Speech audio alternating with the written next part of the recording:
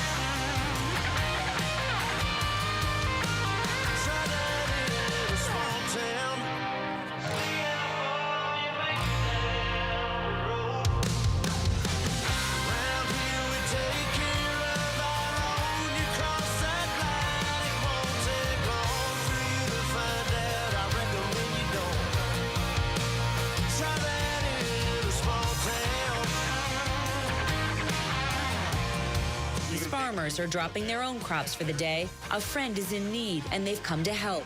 It's what this community and a lot of our communities stand for. Somebody needs some help, you'll get it.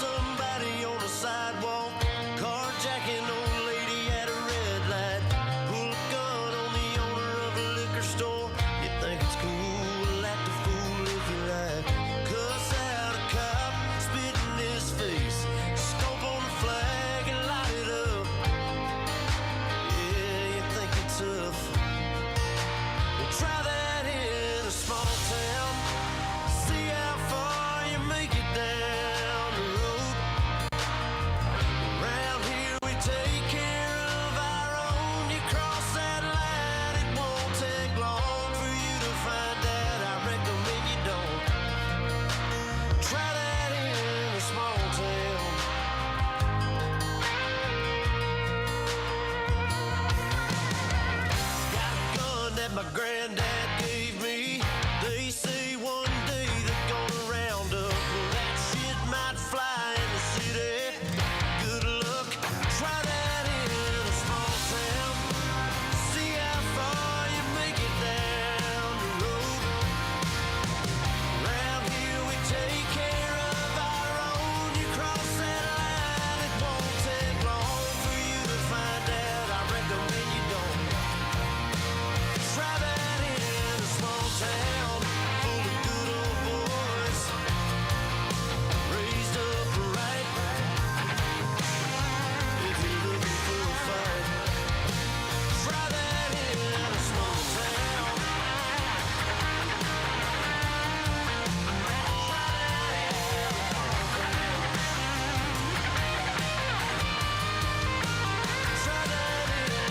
town. See how far you make it down the road. Around here we take care of our own. You cross that line, it won't take long for you to find out. I recommend you don't. Try that in a small town. These farmers are dropping their own crops for the day. A friend is in need, and they've come to help. It's what this community and a lot of our communities stand for. Somebody needs some help, you'll get it. Try that in a small town.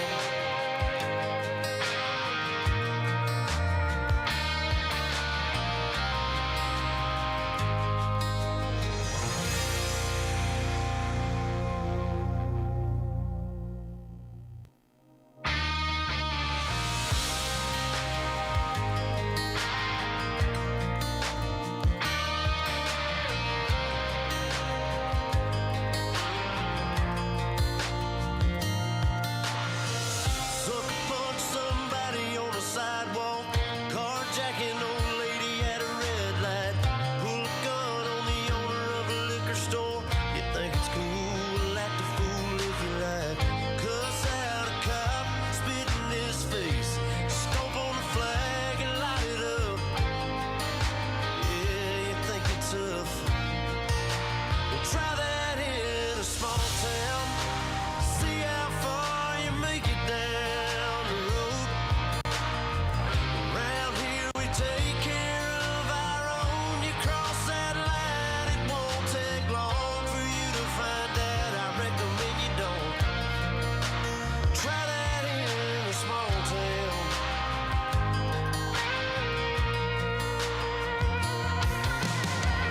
Got a gun that my granddad gave me. They say one day they're gonna round up. Well, that shit might fly in the city. Good luck, try that in a small town. See how far you make it down the road.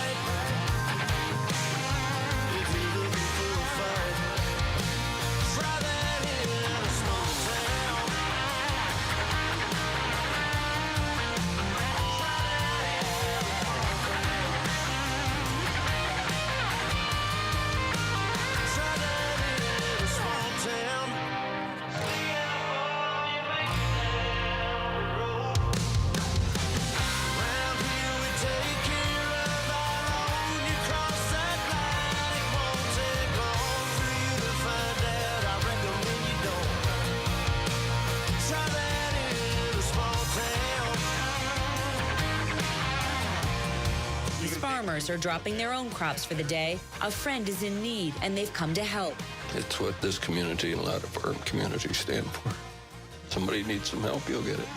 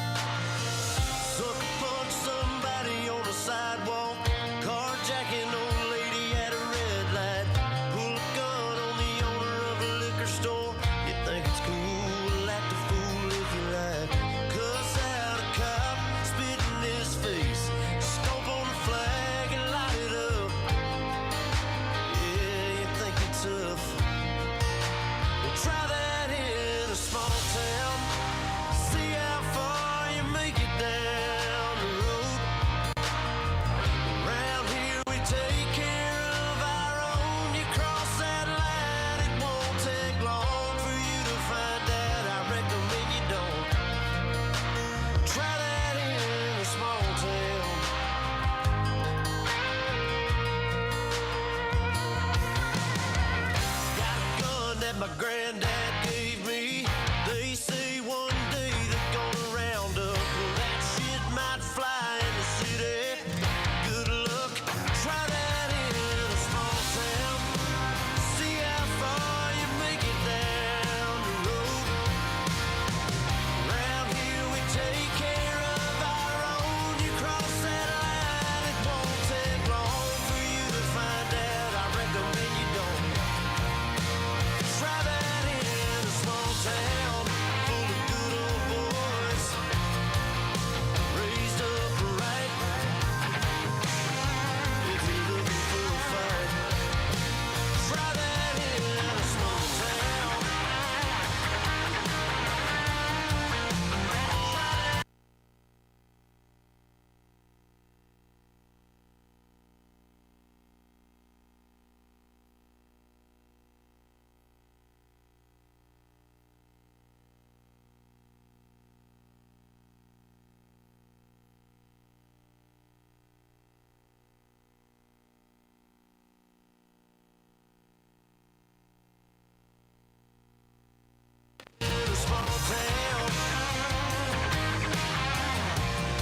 These farmers are dropping their own crops for the day. A friend is in need, and they've come to help.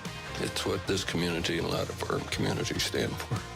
Somebody needs some help, you'll get it.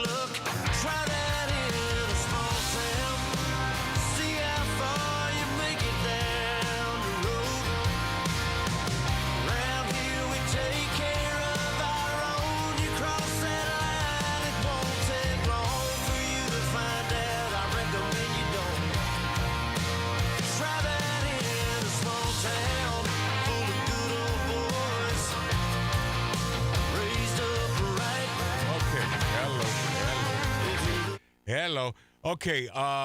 Hey, for those of you, and I appreciate it, man. For those of you who have stuck with us, I think we figured this son of a bitch out. So we will be on in mere minutes here. Astros Van Mike is still here, and he didn't give up the ghost. My brother is still hanging out, but never surrender. Yeah, have your head on a tilt. And then Dave will be back, Tattoo Dave, in just a few minutes. But we're going to do some impromptu stuff here on YouTube, and strictly for YouTube and Rumble.com. And, sort of unprecedented, sort of a free-for-all. And we'll explain what went down. Not that you're that interested, but we'll give you a thumbnail sketch of this. I have to go take a son of a bitch and piss. So when I get back, we'll do this thing. So let me bring up this audio. I'm assuming you can hear me now. I think and it took me, the non-technical guy, to figure this friggin' thing out. And thanks to Mark C.G. Boyer for coming back, man. He's got his high holy days Jewish stuff that he has to do. So, but he's a sweetheart. He's got a heart of gold. So here we go. Dig this. We'll be back in the studio in just a second. Carjacking old lady at a red light. Pull a gun on the owner of a liquor store. You think it's cool, act a fool if you like. Cuss out a cop, spit in his face. Stomp on the flag and light it up. Yeah, you think it's tough. Well, try that in a small town. See how far you make it down the road. Around here we take care of our own. You cross that line, it won't take long for you to find out. I recommend you don't. Try that in a small town.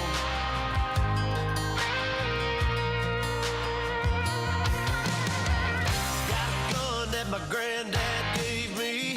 They say one day they're gonna round up. Well, that shit might fly in the city. Good luck. Try that in a small town. See how far you make it down the road. Around here we take care of our own. You cross that line, it won't take long for you to find out. I recommend you don't. Try that in a small town full of good old boys, raised up right. If you're looking for a fight, try that in a small town.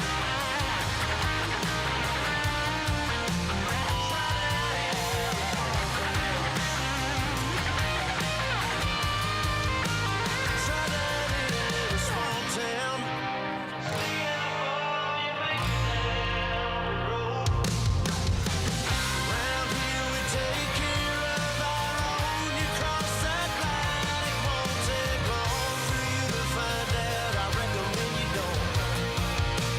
Try that in a small town. These farmers are dropping their own crops for the day. A friend is in need, and they've come to help. It's what this community and a lot of our communities stand for. Somebody needs some help, you'll get it. Try that in a small town.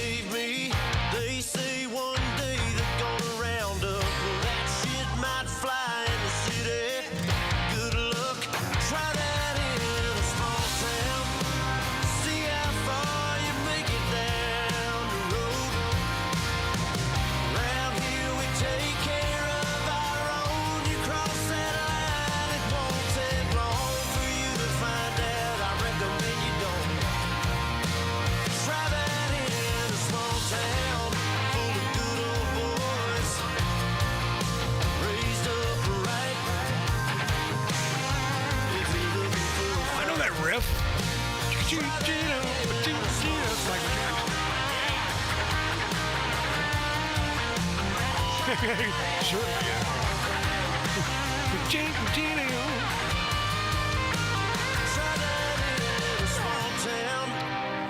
I noticed that, Mike. That's not good. Well, whatever, good or bad. No, Mike's pointing out that his bottle, his beautiful crystal bottle, I don't know if you can see this, but he brought a bunch of booze in that, and it started out full. And now it's about a quarter? Not even about a quarter. I'm really not a drinker. Well, okay, yeah, I know. These farmers are dropping their own crops for the day. A friend is in need, and they've come to help. It's what this community and a lot of our communities stand for. Somebody needs some help, you'll get it.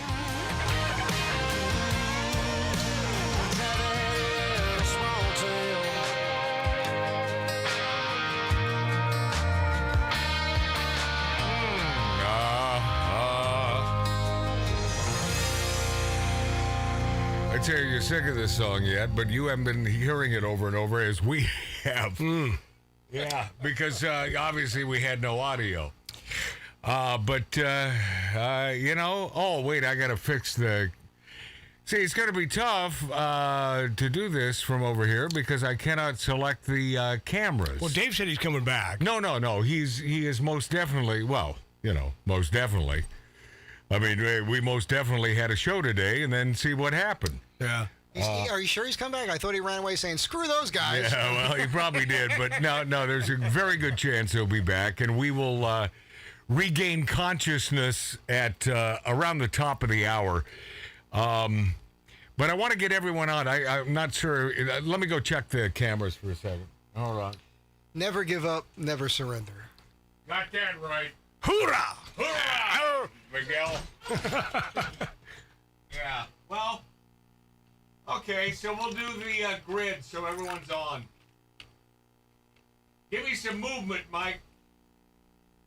Anyone, some movement. We're doing it. Hold on. Let me see. I'm going to throw a shoulder out. Hold on. I don't see. Oh, God. Okay, good. I'm glad I checked this. What are you doing, Mike? That's the way it's been going. Hold on. What kind of move is that, bro? I'm airing my pits. Hold on. Hold the dough. Hold the dough. You know, we should probably do a son of a bitchin' show like this every week as an addendum anyway. Hold on a second. This is like everybody else's life, Matt. Yeah, no shit. Yeah. Okay, hold on. Most people's lives are not clicking, to a time, Yes, to... Oh, come on, man. What are you doing to me? This is the most fun I've had here in 5 weeks. Why? What is going on here? Sometimes imperfection is better. And I'll tell you, it really is. I mean, being in the studio, being a singer, being in the vocal booth, and they say, stop. Now we got no video on you guys. What the fuck? Well, that's good, because we're not much to look at anyhow. Speak for yourself.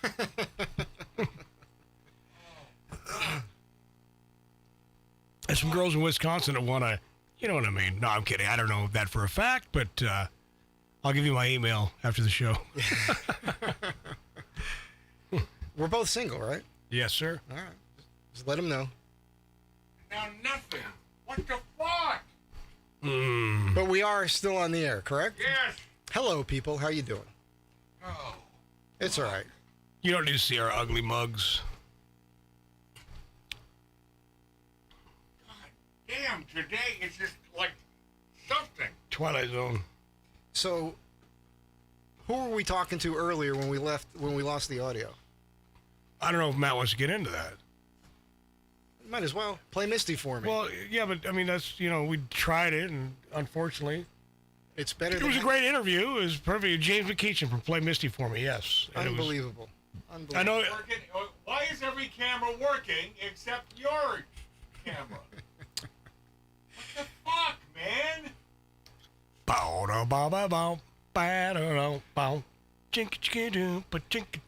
If you're listening and you haven't seen the film Play Misty for me, I highly recommend it.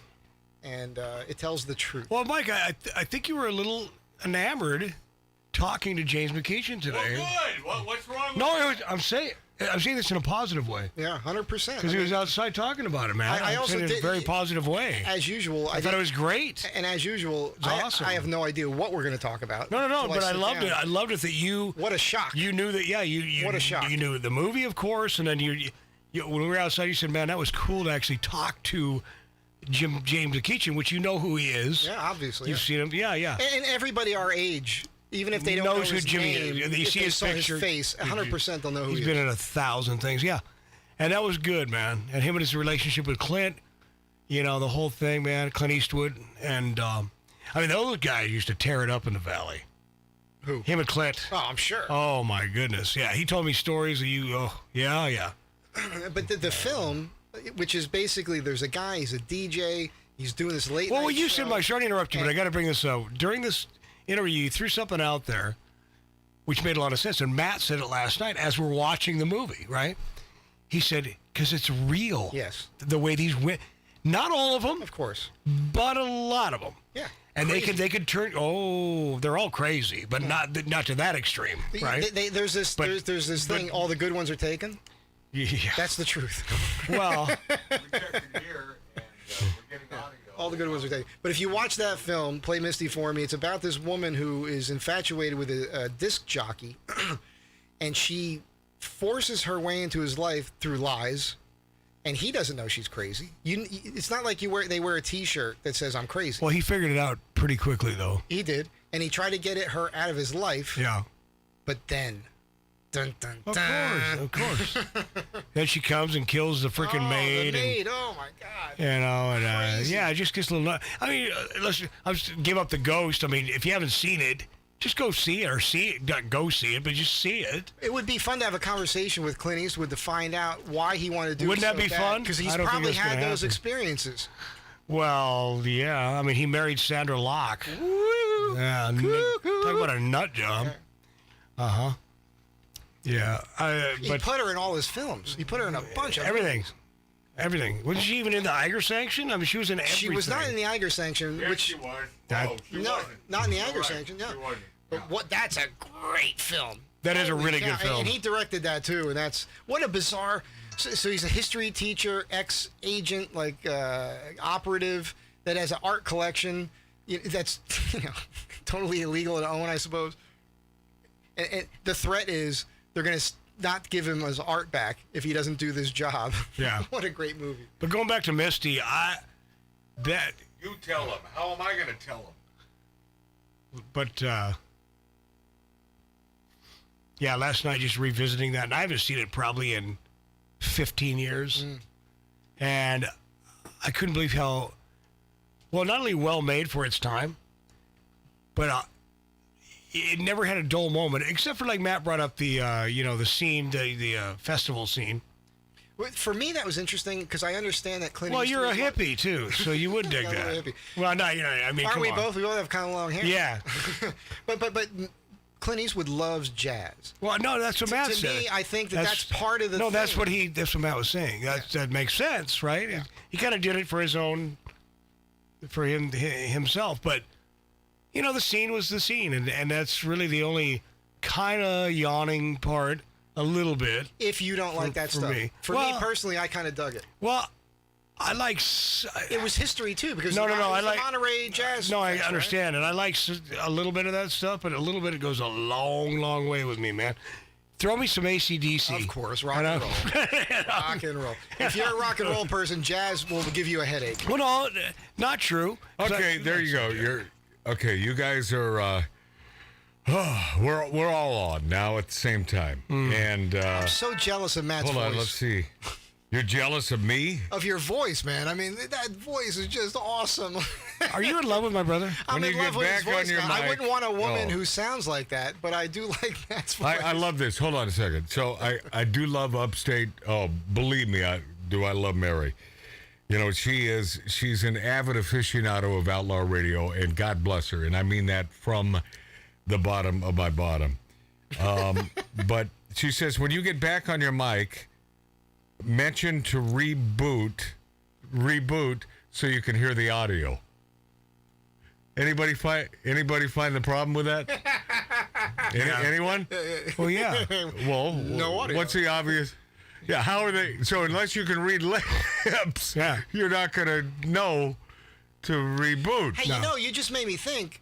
Yeah. We should have stayed on the air talking anyhow because all the deaf people they would have had a great time watching the show. Well, no, but not every deaf person can read lips. I mean, that's just. It doesn't necessarily go with the game. Now and I feel bad for those Martin people. and I have a deaf cousin, and because of him, I learned the alphabet. I learned to sign years ago.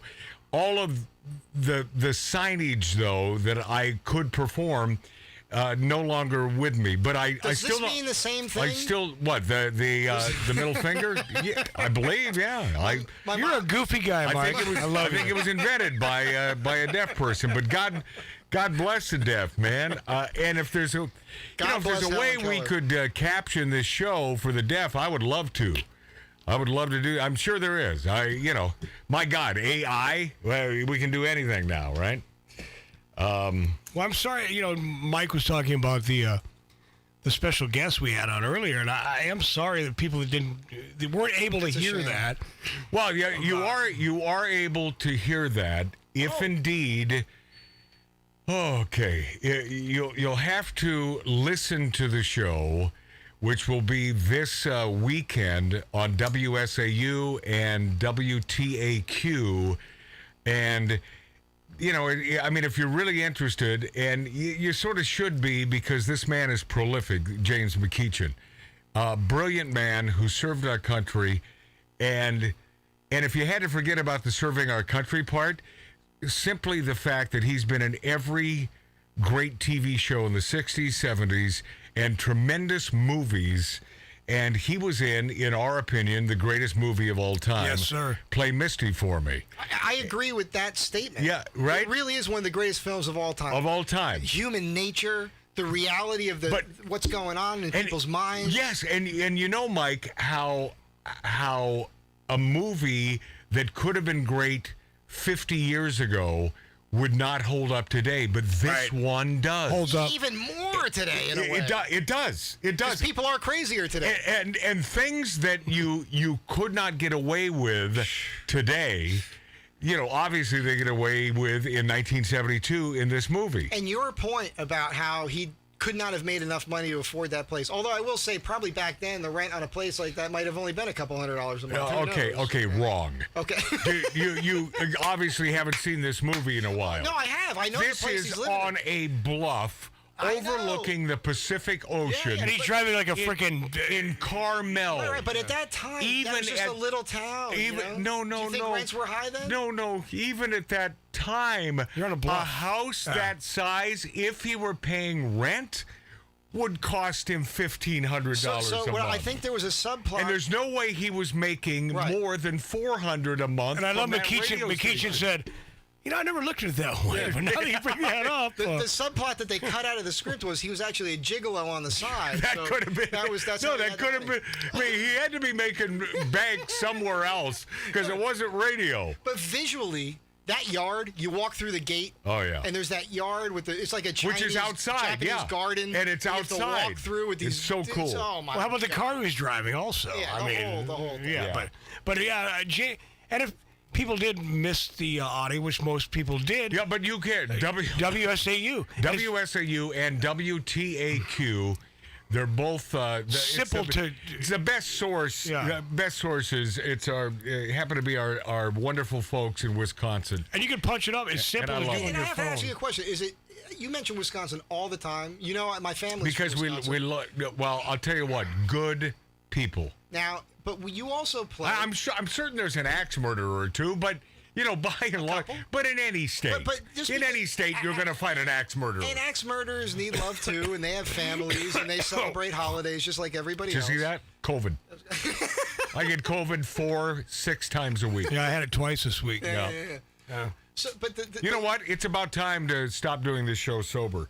But your coffee has not been helping. I'm telling you. But you have an audience that's all over the country, correct? I Yes. mean, what are some of the other markets that I don't hear you mention? Because I'm learning about this. Florida and upstate New York and blah blah blah and Canada. Well, hello to you But see, people too. Out of country is Canada. Switzerland, the Swiss love us. Really? Absolutely. There you go. Little Jim Beam. I like your watches. Coming at you. The Swiss love us.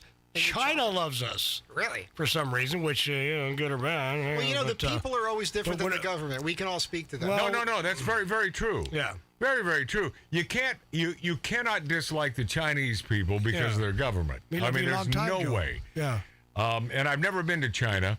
Been to Japan. I can speak to the Japanese people. Didn't you eat Kobe beef in Japan? Yes, the sweetest people on the planet, the Japanese. Yeah. And for you, if there happens to be an old timer now listening and or watching us on YouTube or Rumble, and by the way, subscribe. What's it going to take? An extra second? Come on. If you believe in what we do, and we're not certain what we do, but whatever that is, if you've deciphered what we do, then subscribe to our friggin' channels. If we make you chuckle. Yeah, well, on Rumble, you can simply follow us, but on YouTube, the Marxist sons of bitches, you'd have to subscribe. Maybe they're the ones that sabotaged us. No, it had nothing to do with them. Not this time. They have in the past, but this had nothing to do with the Marxists at YouTube. So what did I do, Mike, during our shutdown there? Hold on a second. I think there was a question posed about the Japanese people. Oh, yeah. And yes, the first time I had Kobe beef, the real thing, and it's been so ridiculously changed throughout the years. So it's Kobe beef like and so on. I had the first Kobe beef in I think it was 1990. I was doing a radio show for Kobe, Japan, and I probably shouldn't get in. Well, we're not on terrestrial. This is simply for you watching us on YouTube and Rumble.com and Twitter. So, hell, I'll tell you damn near everything.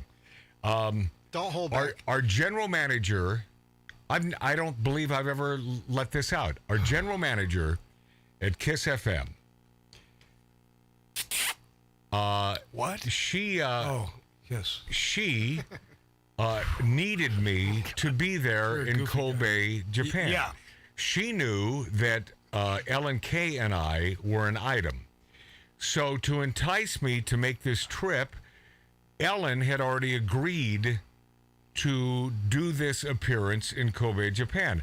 I did not want to go. Why?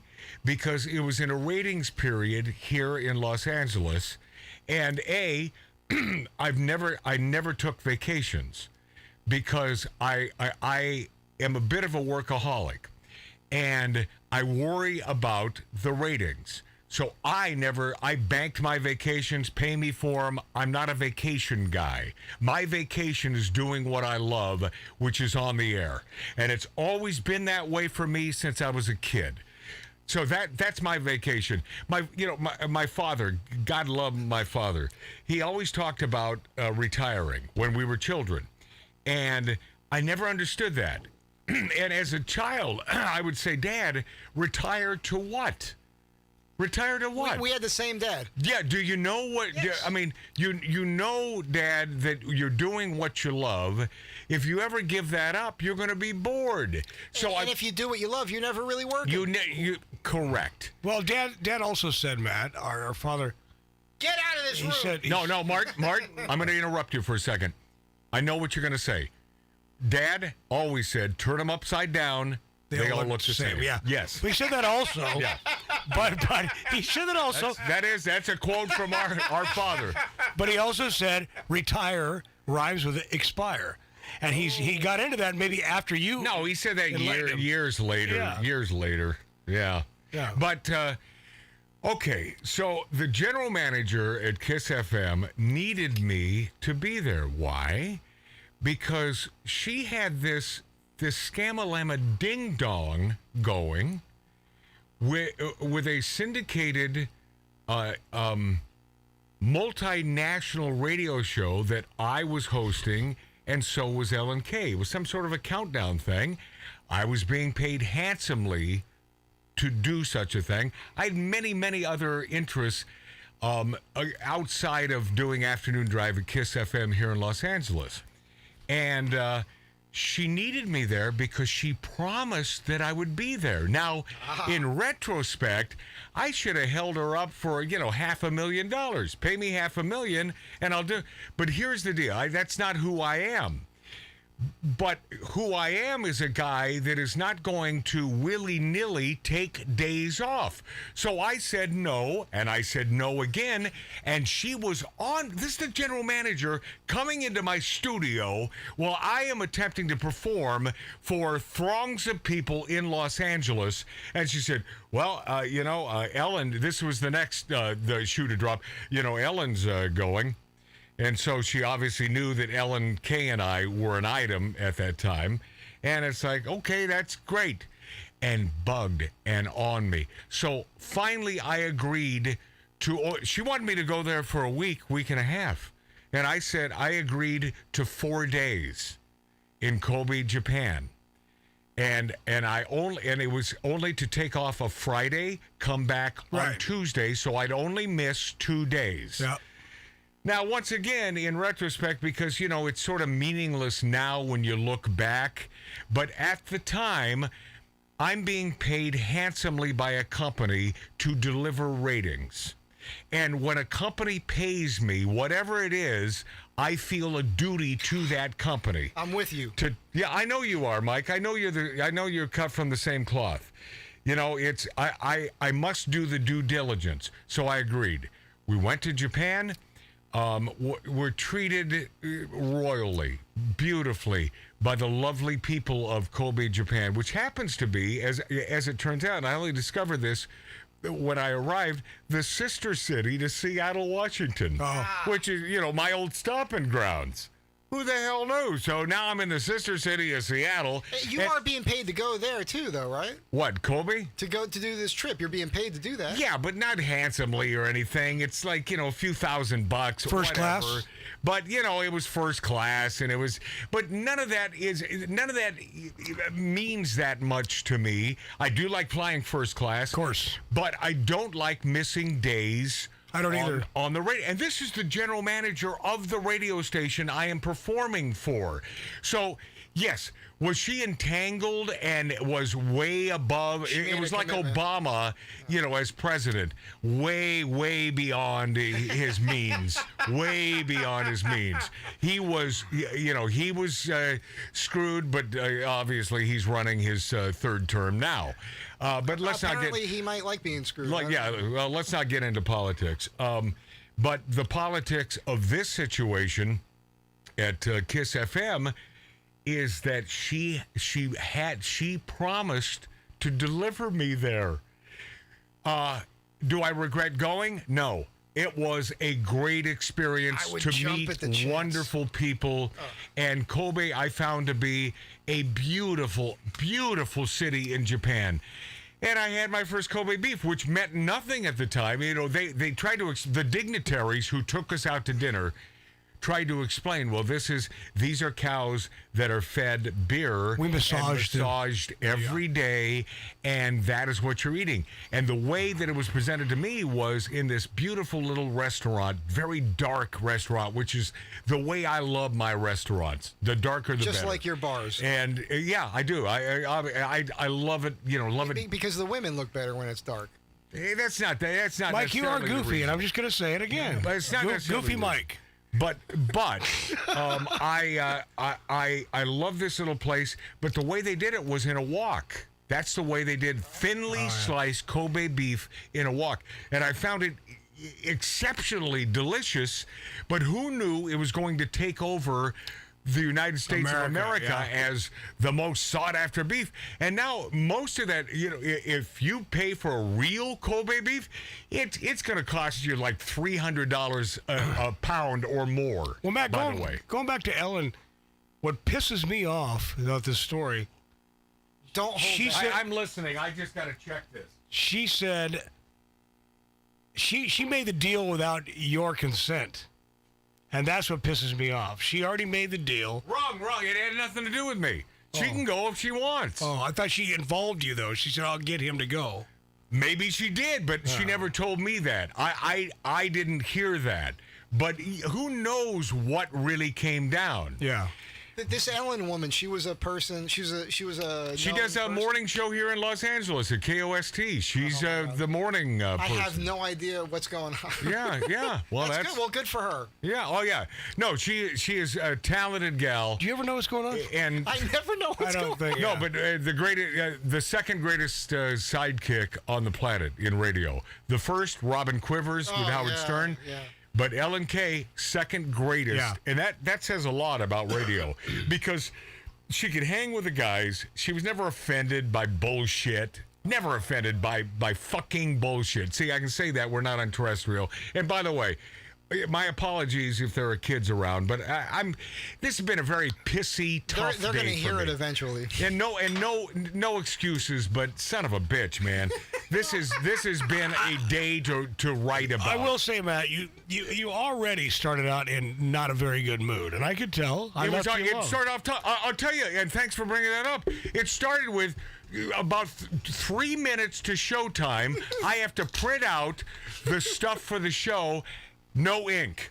Just out of nowhere. Oh, okay. No ink. That makes sense. So now I gotta run into the house and I have to find the ink and hope that I have the ink and have to put it in so that it spits out. Yes, because I am a Luddite. I'm old-fashioned. So I use paper. I still use paper. I shut the F up and I stayed away from Matt because I could tell he was already in a pissy. And then this happened. This crap came down. I went, okay, I'm out of here. I'm so new to this. And then Mike is like trying to talk to you. I go, Mike, let's go not a outside. good idea. I'm so new to this, and Matt is always so pro. He's got an outline. Well, he is. He's still pro, but it's like absolutely. But for this to happen, and me only like the 5th time doing it, like I have to say, Matt, you're handling it pretty well. well, God Well, darn. as opposed to what? Just saying fuck it? Yeah. You know, I mean, That's what most people would do.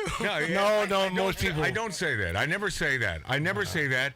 You know what? Let's figure this son of a bitch out, whatever it is. And Never give up, never surrender. Yes, and that's the way I feel about America. And that's why I do this show every week. Because, son of a bitch, it's not over. If we band together and do the right thing for the right reasons, because we love the United States of America. And Matt, I believe that, reading and listening to everything that's going on, I believe there's a little switchback going on now with us. With not just us. But I'm talking about the Democrats and whatever. They're coming back going, you know what?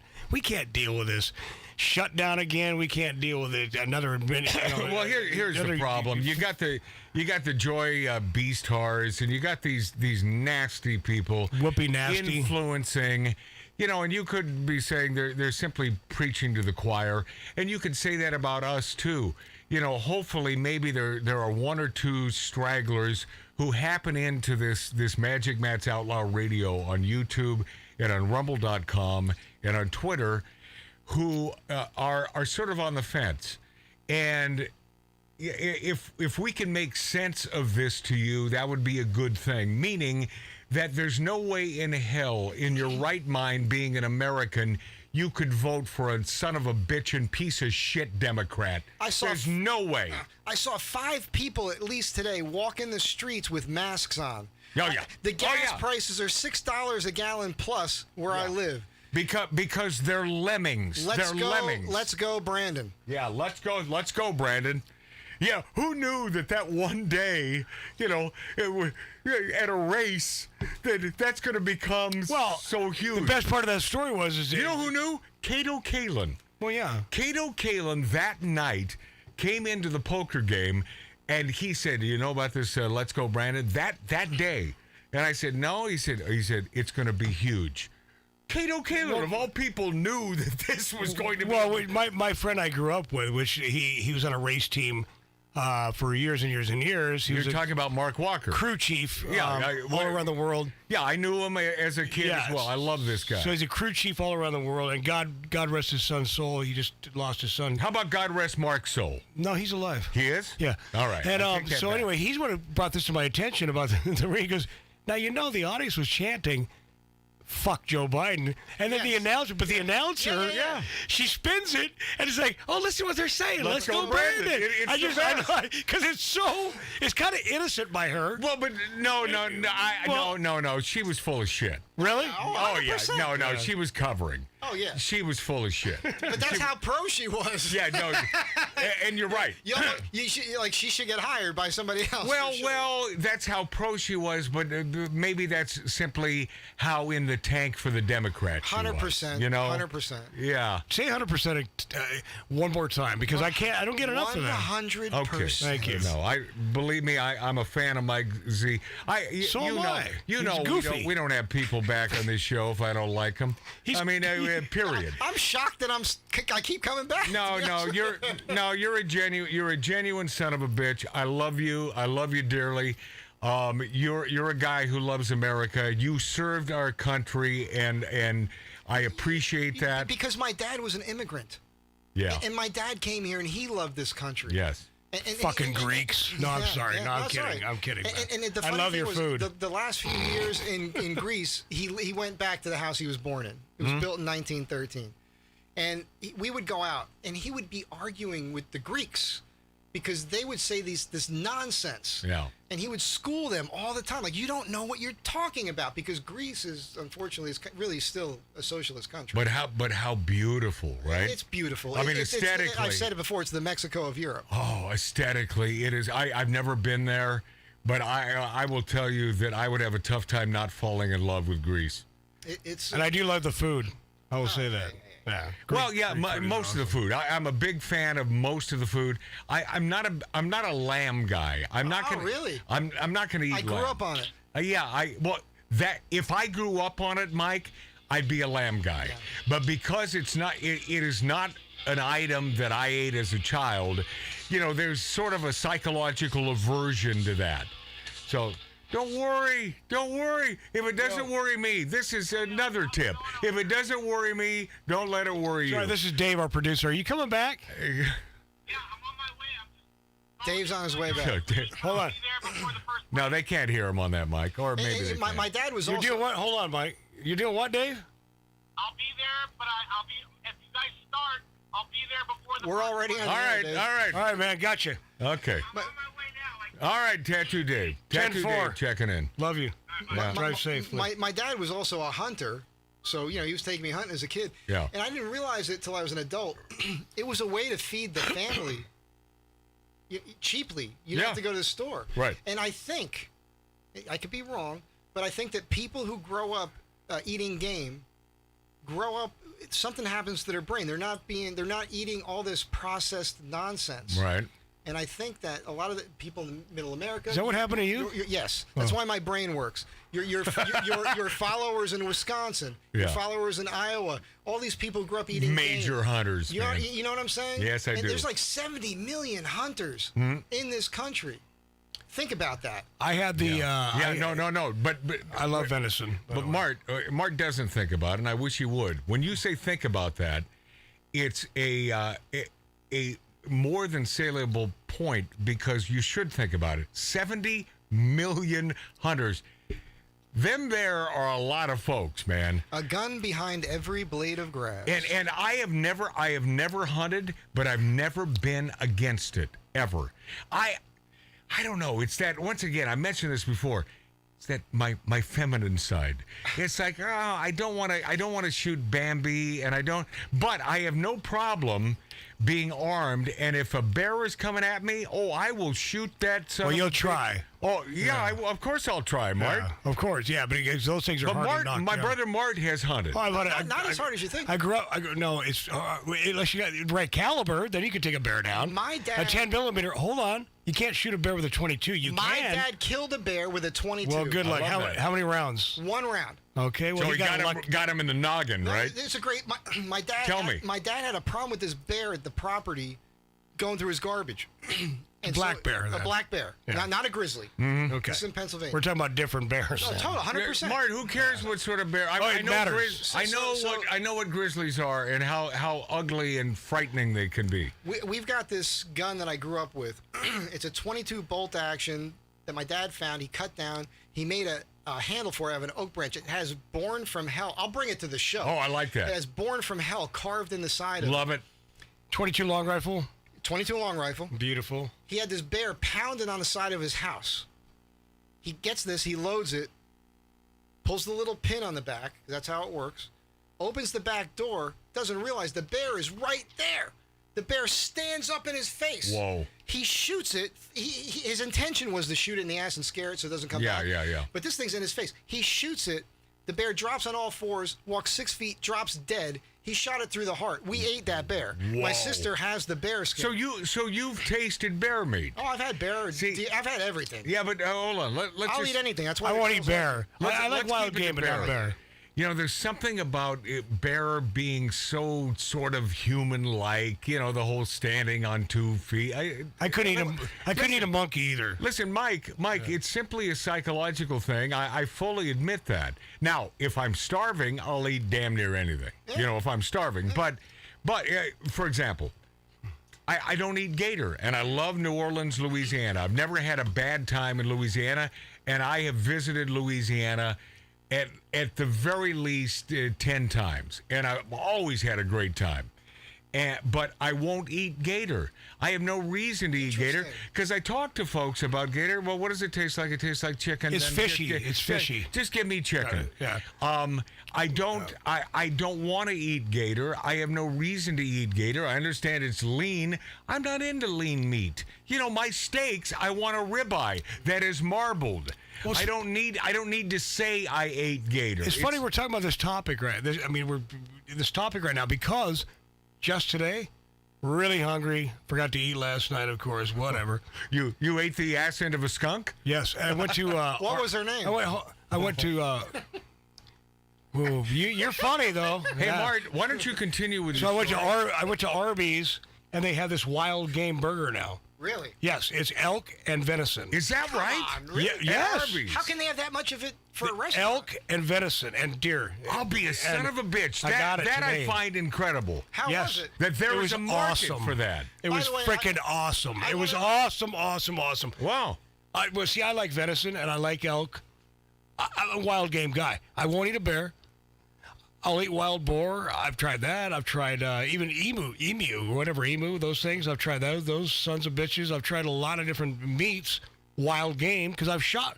Yeah, but Everything that I shot growing up, we always ate. Emu. That's like a bird. It's Yeah, like bird-like. Yeah. And by the way, I have no giant problem. bird. I have no problem with eating a chicken, but that's more. It's more human. It's like a velociraptor. Look. I'll eat anything. That's why I've always been popular with the ladies. Hey now. Hey now. Goofy Mike. Yeah, well, that's. I'll tell you what. That's Mike Z. That's Mike Z. That's the Astrovan Supermaker. Whatever. No, Astrovan Mike Z. And by the way, he's got a great YouTube channel, and he tells great stories. And I appreciate this man very much. I appreciate you having me here. Well, because you thank you. don't Oh, have God, to are we have- going to go lovey-dovey weird right now, Mike? well, what are we he doing? keeps wearing shorts. It's the legs. It's the legs that does it for me. I always, well, yeah, no, I understand. He that. does have some pretty sexy legs. I I'll do give you have that. sexy legs. Not one to boast, but yeah. My gams, my pins have always been fetching. Have you had them insured, like Betty Grable? Oh, hell yeah, of course. You should. Yeah. Dude, he insured us a long time ago. No, yeah. By the way, this is the best conversation we've had. Mike, don't talk about the conversation. Don't. I know, but it's the best talk we've had since I've been here. Okay, but just let it flow. No, I'm having so much fun. But Mart, Mike makes an interesting point. And I believe We're free balling. No, because I believe that I am at my best when we're doing this. Yes. I truly believe that.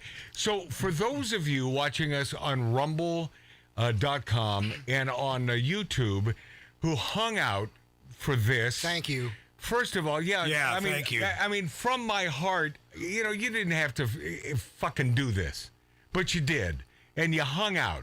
And secondly, because if this were simply a YouTube show, then yes, it would be this free form. And that's why we should probably do a version of this that is simply free form. 'Cause I'm free. You know, I mean, because I love doing it this way. Well, look, but for terrestrial, there are certain things we have to abide by. There's guidelines, man. And also time limitations. Yeah. And maybe if I listen back to some of this with a lot of bleeping, and by the way, I'll be bleeping myself, we could use this on terrestrial radio, some of this. So, by the way, during our little shutdown there. That's my brother Mark. During the, shutdown, Mike and I are outside. No, stop.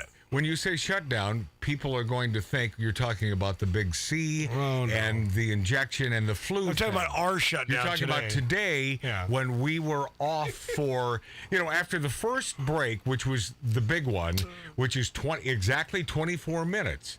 That is what is fed to our terrestrial radio stations. It has to be exactly 24 minutes. No more, no less. Exactly. Perfect. We got it done. And so we got the first. So I got the first break done, and that's what you may listen to if you're interested. To the great and legendary 93-year-old James McEachin, who at 93 remains one of the great party dogs of all time. I can't wait to meet this guy. At 93. I'll tell you, hey, Mike, you will love this man. I can't wait. I told him we'll bring him to the Valley. He said, Marty, I was at the old folks' home last night, which is the Valley Inn bar in the Valley. Yeah, he goes, I remember the day when all those snaggly girls would come in there and you were all, I said, I wasn't all over him because Jimmy is a very charming guy also. Trust me. This guy knows how to work his action. And he doesn't have to. He's just a charming guy. Here's what I'm considering. Dave, did you walk in? I sure did. Hey, good to see you, my friend. Tattoo Dave is back. Great to be seen. Yeah, no, very good to see you. Just so you know, the table camera is not working. It's working. Okay, here's the part. That's good because I'm having a bad hair. No, wrong. Here's the part I can't figure out. Yeah, it's on the grid. Yeah, it's working on the grid. Yeah, I don't get it. But it's not working solo, which makes no sense. Who cursed us today? But it is. I'm telling you, Mark, the devil. It might have been the mug. The Democrats have entered the foray.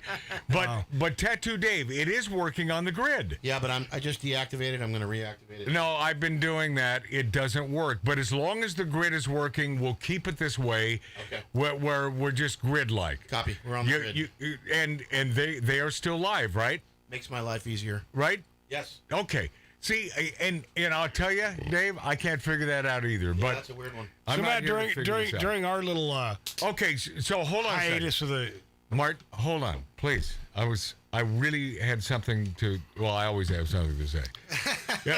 Unless it's just you and I, and it's personable, then I have nothing to say. The only time I can really speak out is on the radio. But as you know, if I'm meeting you, I'm sort of a shy guy. And that's the truth. I am a bit of a shy guy, which I guess is why I drink a little bourbon, because and then you become non-shy. Well, then I become obnoxious at some point, and hopefully, I won't get to that point. We could be on the verge of that point today. Yeah, we could. But what I'm considering here is doing the second. It'd be the fourth segment of Outlaw Radio, piecing it together with Batina Vivano because I love her. And I did call her. But wait a second.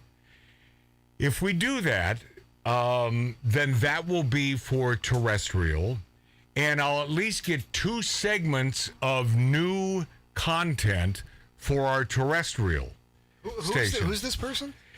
Her name is Batina Vivano. Does she look as good as she sounds? Or Viviano. What a name. Oh, okay. The fact that I don't even know if it's Is it Viviano? It is, of course. It's Viviano. Yes. Italian? And I spoke to her. She said she's happy to stand by, or if you want to do it next week, it's fine too.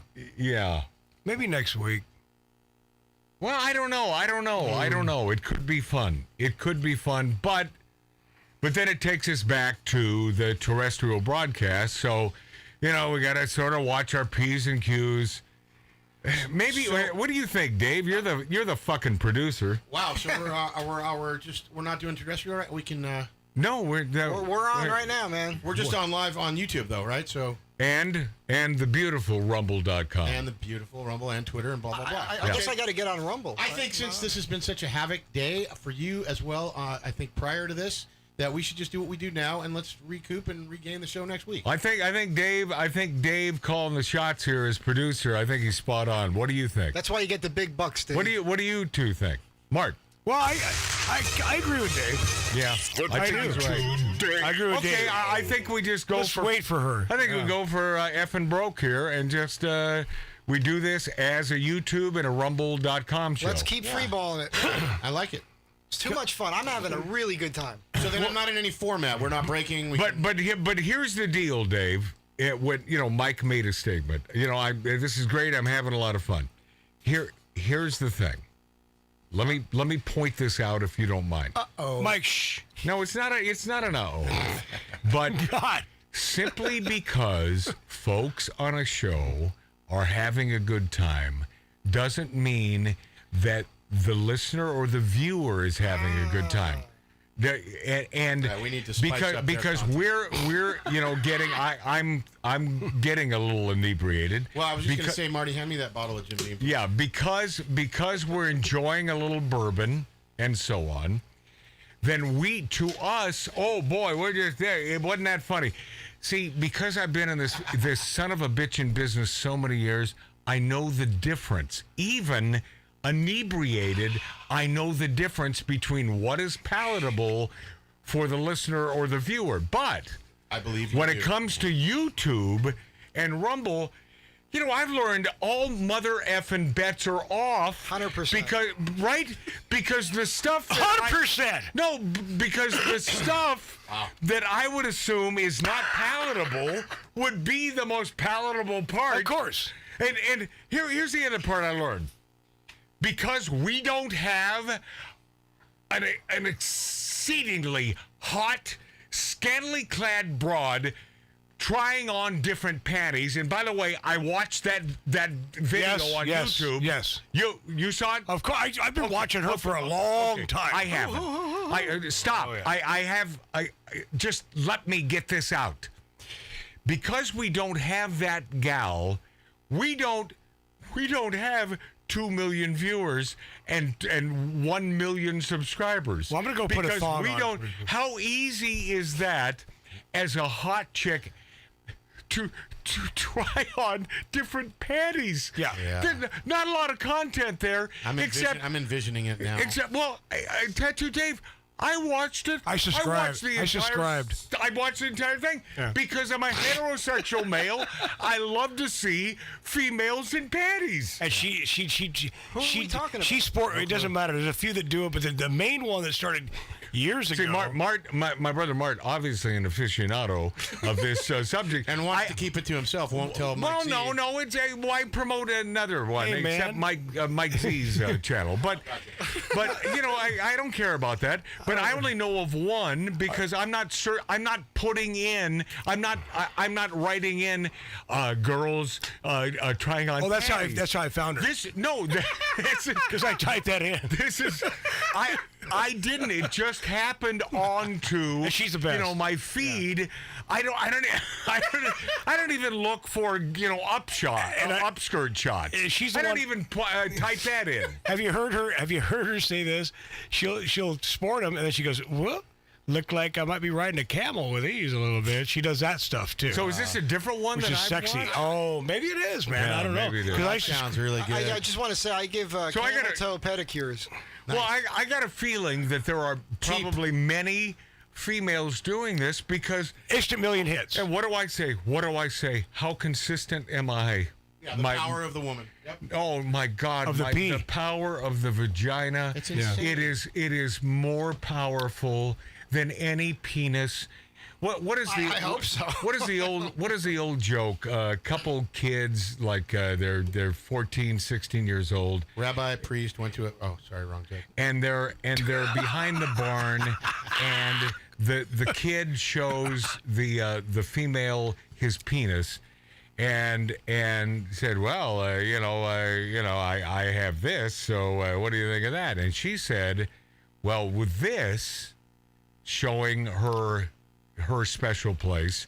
Veggie. I can have as many of those as I want. Yep. Nice. That, my friends, True. is everything about females. And why? I have doubled down. I made this clear on this show over so many years. Women do not covet the penis. Men covet the vagina. Yep. Period. And some women covet the Dot- vagina. You keep saying It's that. not. Yeah. Well, let me explain why, Mike. Because it's the truth. Please debate me all you want. I am in. I've had a few sips of bourbon. I'm ready. Been a hell of a day. So I wouldn't debate it, but I would say I've been fortunate enough to know many. You're not making a point because I know what you're going to say. yeah. Who truly love the penis, absolutely. which has And they're the only ones I will go out has nothing to do with my statement whatsoever. What is that? If I haven't, I'm not with lesbians. My relationships have been with women that love men. I will say Those are my relationships. 100%. But 100%. But I will.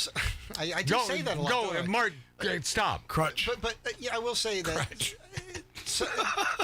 some of the best sex you'll ever have is with a lesbian. I bet. Because I bet.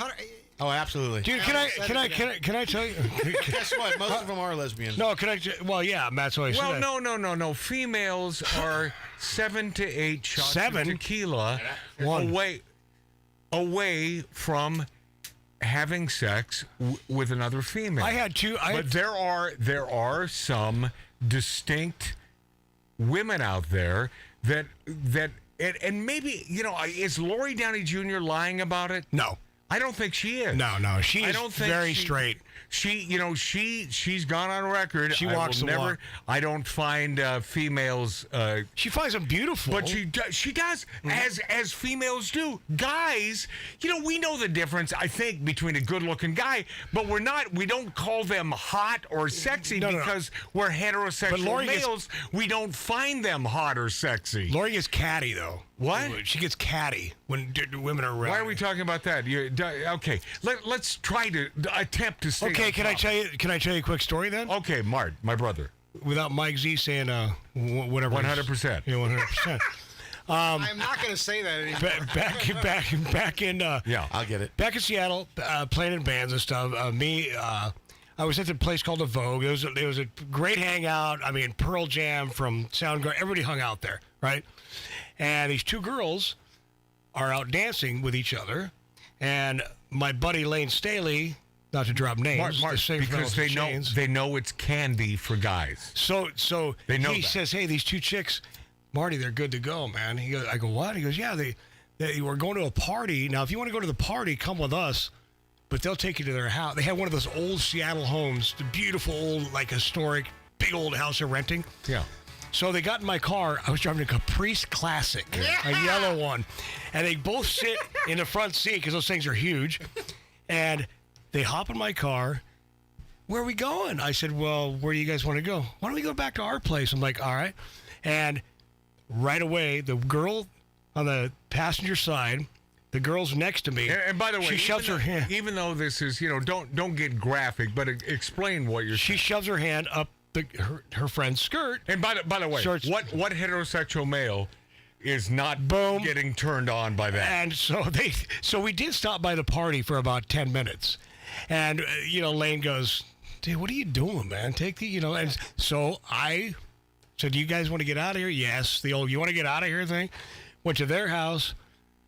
I'm just going to say this without getting graphic. They rocked my world all night. All right. And then till the sun came up. And then what was great about this girl goes, which one had the sun? Because I find that icky.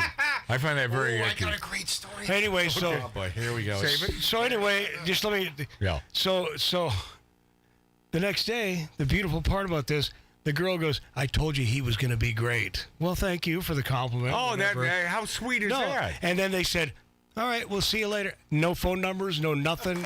And it was just beautiful, man. No, that's it was nice. just done, over, one and done. Well, two and done. And it was gorgeous. And she said, "My friend likes to do this, and I like to do this." Nice. Yes. You know, wait, I will tell you, our conservative females who are watching this show right now on YouTube and on Rumble.com, you know, they are. They offended you already, so don't.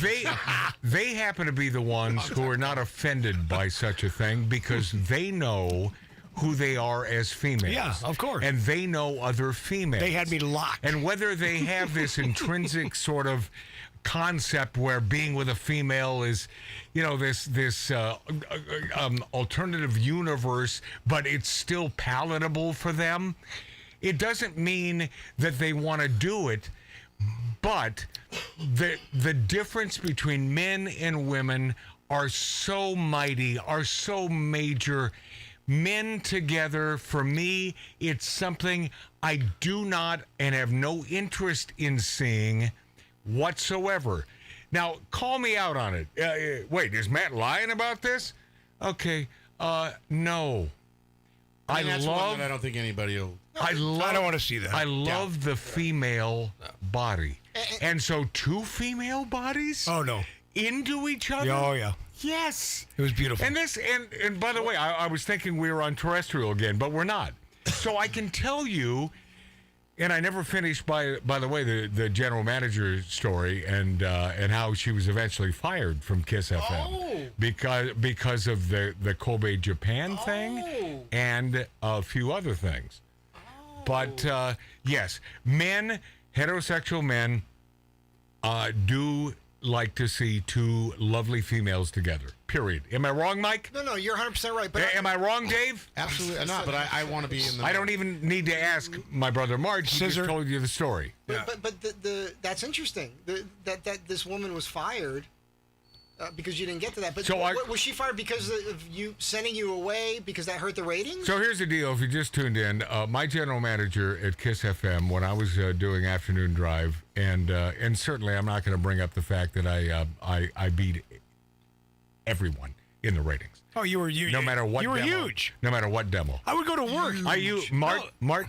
I used to be Magic Man Allen. I would go to work with the construction workers, and these Mexican guys, these Latino guys who are like, your brother's they loved Kiss FM. I love my Latino and Latina brethren. And they said, Magic Matt's your brother? Folks. Which is why it does my heart good to know that they're finally leaving the Democrats and understanding that the Democrats have been playing them. They've been playing them because I love them. They are people with values. They are folks with great families. They are so family driven. There's no reason for these folks to be voting for these dipshit asshole Marxist sons of bitches these days known as Democrats. My foreman yesterday on the job in Thousand Oaks, he goes, Trump 2024, and he's full on. By the way, it's the only way to go. And this conversation with Batina Vivano was going to be about that. Yeah. It was going to be about the fact that, and I love DeSantis. I think he's a great effing governor. You there want to in call her? Florida. You want to just get her in and just no, because I don't want to. And it's not about anything, but I want her to be on the terrestrial show. But send her a note and just tell her, damn it, okay. But I mean, and by the way, Dave, this is a gal you will love. Yeah, I can imagine. I heard Matt talking to her. She lives in what was where did Dallas South Fork, the original Dallas house? Houston? No, the show from Dallas. From the show, Dallas. Yeah. The show's called Dallas, but she lived in Houston. All right. I was gonna say Houston. Dave, does this picking up furniture? Does this do something to your brain? I'm trying to text. Leave me alone. Well, but Houston. Dallas. Dallas. But she's from Houston. No, she lives in the original that house scene on the TV show. She lives in that house. No, she lives. No, she wasn't. She lives there.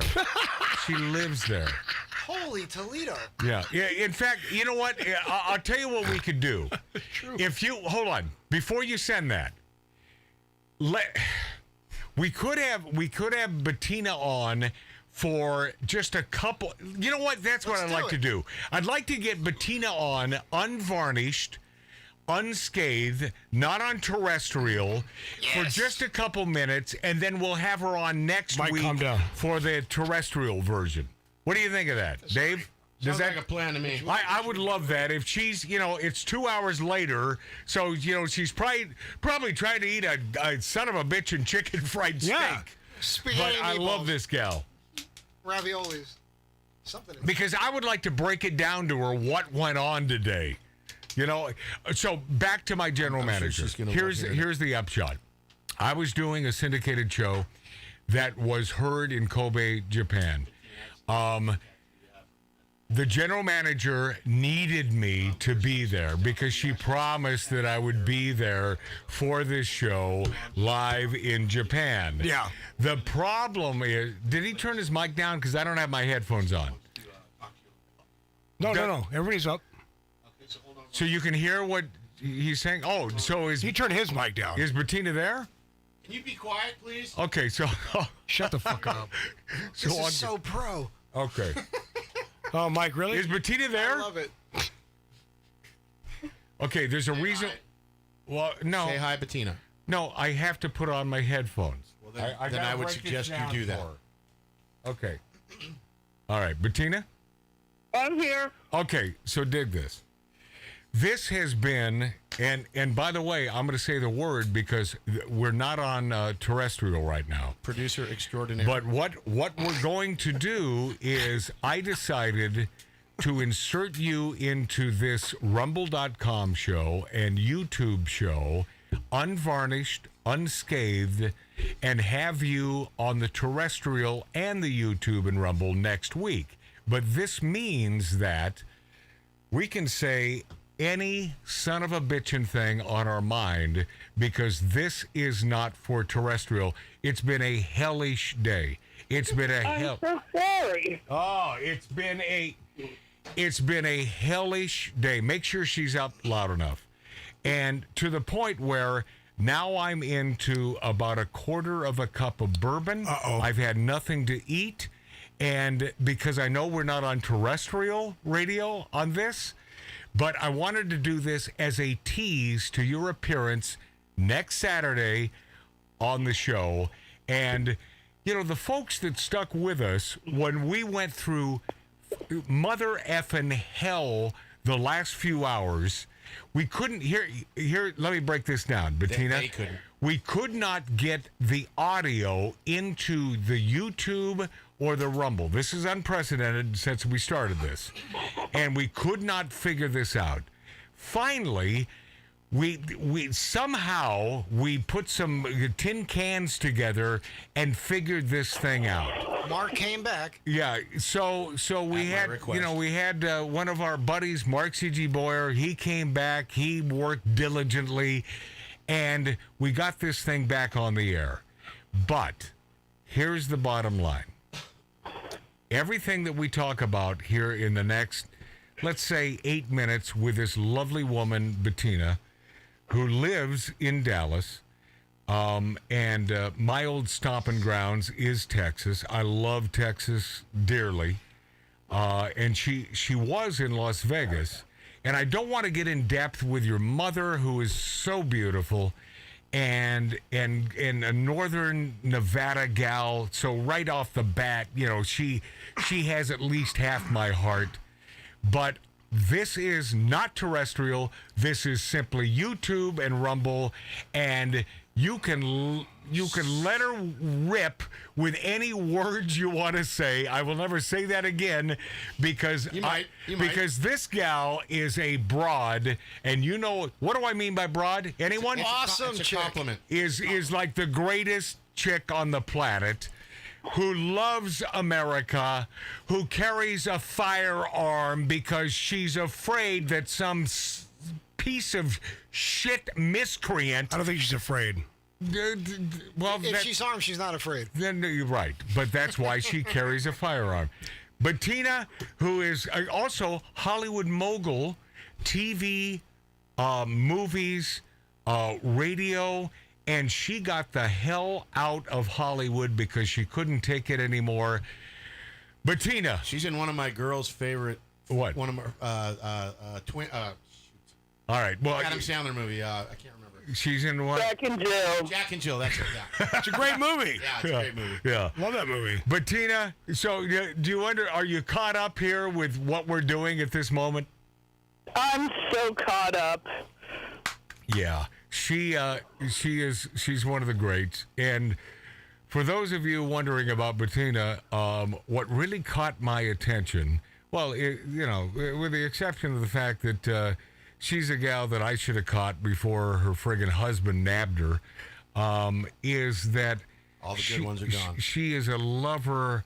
She is a lover of America. She puts up with no shit whatsoever, and she sort of apprised me of the fact that that governor of Florida, and I'm going to let you run with this, and we'll get back into it, and we'll reset it next week on the show, but that DeSantis might not be the guy that we think he is. Batina. Oh, my God. Well, I don't know how popular this is, but I can't stand Ron DeSantis. I mean, literally cannot deal with what is going on, because at a time when we should all unite because we're really fighting the communists, there's this ridiculous primary where this guy who Trump literally got elected in Florida, and you have all this video of DeSantis, oh, he's the greatest thing in the world, and supporting him, and I couldn't have done it without Trump, and now he's stabbing the guy in the back. Yep. At every turn. He's lying through his teeth. And one of the things first of all, I don't care about what anybody did during COVID. No. Because I don't know how I would have handled 335 million people. Yep. Half of them being liberals who wanted to get 15 boosters and 300 COVID vax. No. I don't know how I would have handled that when they cut loose this virus on us, and you have to be the president. So here's armchair quarterback Rob DeSantis going, hey, I never locked Florida down. I didn't have mask mandates. I didn't make anybody take the vax, and he's a flat-out liar. He was, right? Oh, my God. I mean, what's funny is I guess some people don't check facts, but I actually went and I sent you the thread I did on X, a.k.a. Twitter. Yeah, it's pretty illuminating, with all the truth about the fact that he locked it down, that people lost their businesses because he had businesses locked down all the way through September of 2020, even though he says he never locked down. He had mask mandates, but even worse, he had snitch lines where you could rat your neighbor out for leaving their house. See, I almost... Bettina, I actually heard that. But Bettina, that would be something that I would love to bring to his attention and ask him about that, because more than anything, these son of a bitchin' snitch lines, this rubs me, this tears my heart out. Hang on, I'm going to get him on the other line. Hold No, on. you're going to get Ron? Yeah. Snitches get I'm gonna stitches call and Ronnie. end I'll up in tell him ditches. to his face what a jackass he is. Yeah. You know, it's like he can't run on policy because everything he does, he just copies Trump on immigration and everything else. Yeah. So the whole DeSantis campaign became, well, you can't vote for Trump because he did Operation Warp Speed and he had these vaccines. Meanwhile, I have video that I sent to you of DeSantis praising Fauci, praising Birx, praising Trump, praising Operation Warp Speed, and bragging that he shot 1 million seniors with the vax. Oh. And the one guy, he did, I think it was on Fox, they showed him shooting up a 100-year-old veteran with the vax who died my God. after it. I was going to say that. I thought, to me, this is just filthy, dirty, disgusting. I mean, if you're going to go after Trump, do something legitimate. This is in my thread too, he's got all these paid trolls, like John Cardillo, who's a friend of mine, Chris Nelson, who I think is psychotic. Jenna Ellis. He's got all these crazy paid trolls. And yet, if you go back in Twitter and you look at their tweets, Chris Nelson started a petition to get rid of DeSantis and replace him with Anthony Sabatini Jr. Because of the lockdowns, because of the mask mandates, because of the snitch lines, which were, in his opinion, unconstitutional. And it's just, the whole thing's gross. Yeah. And yesterday, this woman, Jenna Ellis, who I actually tried to give a show to when I started Real America's Voice, I don't dislike her, but she actually told me I'm not conservative because I don't hate gay people. Oh, no. Wait. Let's slow this down, Bettina. See, this is why Bettina and I have never met in person. We have only had conversations, several conversations on the phone. And this is simply another reason to love this woman, Bettina, because you and I are of like minds. We don't hate, we don't even dislike gay people. Do we give an F what they do in their bedrooms? Give it up for yourself. No, I want them out of my bedroom. I want everybody out of my bedroom. Right. And I don't want to go to someone else's. And by the way, I'm have been a patron of the Log Cabin Republicans. Oh, whoa. I was a member. I was a member because I supported, not being a gay guy, but I supported the Log Cabin Republicans. But then they started sending these hairy pictures of themselves, and it's so I am no longer a member because I don't want to see big old hairy guys, Bettina. So I'm the same. I supported, but then it's like, no, I don't want to have sex with a guy because I'm a heterosexual. So, it's a fine line there, Bettina.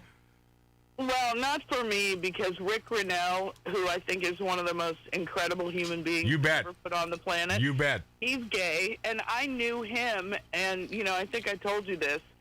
He brought me the Bergdahl Project as a publicist when I was in L.A. as a producer. And I've known him for a long time. And also, trans stuff, I'm not going to come out against Caitlyn Jenner. No. I'm not going to come out against.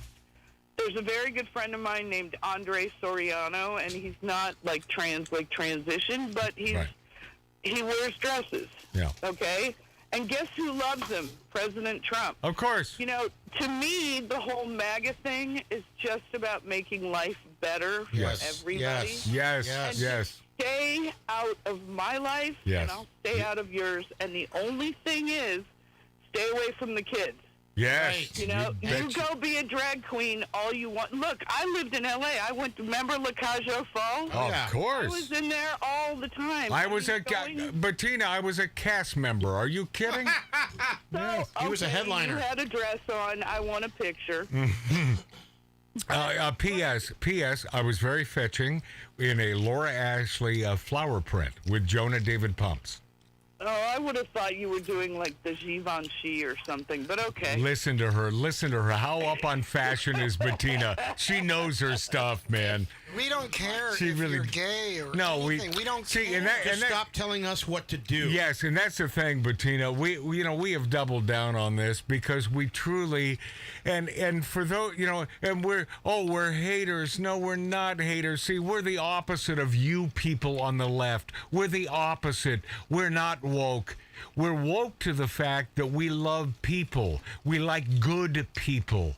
And whatever your sexual proclivity happens to be does not stand in the way of us loving you. It has nothing to do with that. Now, never did. You being a big lefty woke person, that stands in my way. I just think you're a friggin' idiot. Bettina, are we on sort of the same page here? Well, I mean, the hard thing about the woke thing is I started in the film business when I was 19. Yeah. And by the way, to your partner, I sold that script for Jack and Jill to Sony for $1 million with Sandler attached. Love it. And developed it from idea to script. And that was when, you know, the film business has always been not taking itself so seriously. Right. Wait a minute, Bettina, my name's Marty. That's my brother, Bettina. Marty. Hi, Marty. Hello, how are you? Hey, so you wrote that movie? No, I'm a manager and a producer, so I manage the writer. His name is Ben Zook. Oh. And he came in, and I sold every pitch and he's the funniest guy ever. Yeah. And he came in with this idea one day, and he said, what do you think about doing a movie about a guy who plays his own sister? And I said, I can sell that in a heartbeat. And took it out as a pitch. And love it. So you were consulting pretty much, and you sold it. I mean, that's awesome, man. And yeah, Adam Sandler, on the movie. Adam Sandler, I love that guy. You know, I mean, and he's one of us. Oh, yeah. I know he's one of us. Of course he is. Trust me, his people he surrounds himself with, you know, like Rob Schneider and all these guys. They're all one of us. Even though Bettina, I don't know. Well, you follow everything, so believe me. By the way, man, I love Bettina. She's great. Oh boy, there goes Bettina. Oh, I know, okay. I love her. That's my Adam Sandler. So Adam Sandler walked in for a moment. But Rob Schneider, who will not admit that his Democrats left him, but he's a good man and he's on the same page, but he won't full frontal nudity, tell the public that he will vote for a Republican. I saw him a thing with Bill Maher the other day, and he wouldn't completely endorse Trump. Sort of the opposite, sort of taking Bill Maher's stance. Well, anything but Trump. And these are the a-hole sons of bitches that we have to. Do we have to worry about them? Yes, because as it comes down here, Bettina, unfortunately or fortunate, there is only one guy that can truly put the hammer down and take care of business in America. He's the one guy with no ties to politics. He's the one man that gives a shit about us Americans, and it happens to be a billionaire loudmouth New York son of a bitch named Donald J. Trump. Yep. He's the only guy. Correct, Bettina? Oh, my husband and I both think that if he doesn't get elected, we'll leave the country. Yeah, we're screwed. We're so screwed. First of all, the most embarrassing thing I've seen in a long time was the GOP debate with these old, tired, nasty neocons blowing up Ukraine, spending more money. They're all, that's so exactly what we're not, and Trump was the only person who never started a war. That's right. And he's the only person that will end that war in one day. It'll be done. Literally end it. He walked over the crazy line of North Korea. Yes, yes. I was just going to bring that up. Yes. Actually went and had a little chat with that lunatic, and we didn't get nuked. Which, by the way, Bettina, when he did that, they called him. Oh, he's friends with Im Kong Gung Jung Yung, whatever his frickin' name is in North Korea. Oh, look how he's friendly with him. Keep your friends. Keep your enemies. Keep your enemies. Keep your enemies close. That's right. I'm sorry. Yeah, I've had a little drink tonight. Close, keep your enemies close. And by the way, that's my brother Mark. He's smart, man. He went in. He said, "Look, I love you. Let's have dinner together. Let's hang out. But if you point one more missile at United States of America, we will wipe you off the face of the planet." Yes. Period. It's all about the velvet glove. Don't you agree, Bettina? It's all about the velvet glove. Reagan taught us that. This is the guy who actually came from a business background where he had to sit across the table and make everybody feel when he negotiated that they came away and won something. Yes. Good negotiating. That's the only type of negotiation. Yes, Bettina. And then here's Ron DeSantis that last week saying he'd do a preemptive strike on North Korea. No. Are you friggin' kidding me? Right, I mean, right. I can't believe I'm living this night. Well, first of all, Ron's not going to be the guy. No, he's not. He's polling literally 10% in Texas. Yeah. But here's another thing that just happened today. Yeah. So the Ken Paxton thing, he was acquitted, right? And Hold on, Bettina. I'm wondering why there's a conversation. My producer talking to my brother. Well, these ribs while we're doing a radio show. It seems like my producer would not be starting a conversation. He said, "How are the ribs?" I said, "They're good." Right off mic when Bettina is speaking to us from Dallas. She Texas, likes a good rib. She's from Dallas. Yes, we all like a good rib, but she has a point to make. Bettina, continue. So Ken Paxton had this sham impeachment, and today they acquitted him. The people that were behind it, because when he won his primary, he kicked George P. Bush's ass. Yeah.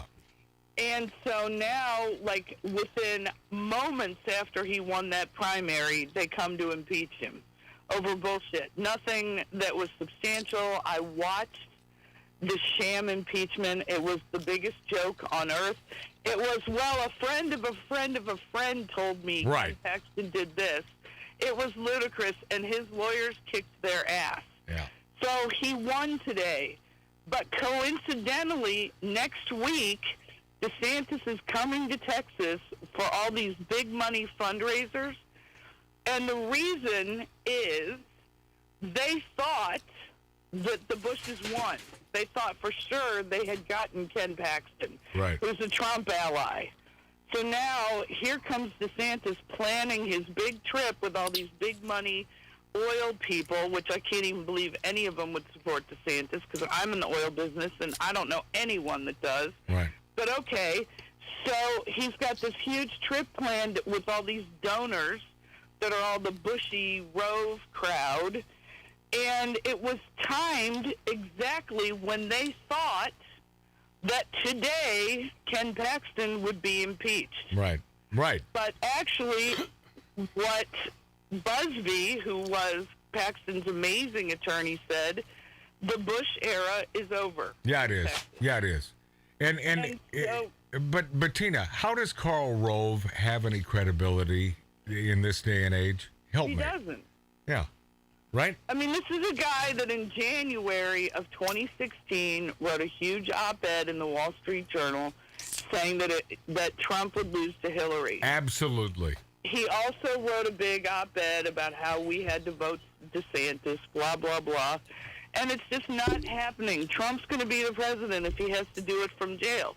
Yep. Everyone I know is like, sure, he's probably going to prison. I'll still vote for him. Let me ask the folks in this room, this 1876 Virginia City, Nevada-style bar, Tattoo Dave, if Trump is in jail, do we care that he's in jail running the country? No, not one bit. My brother Mart.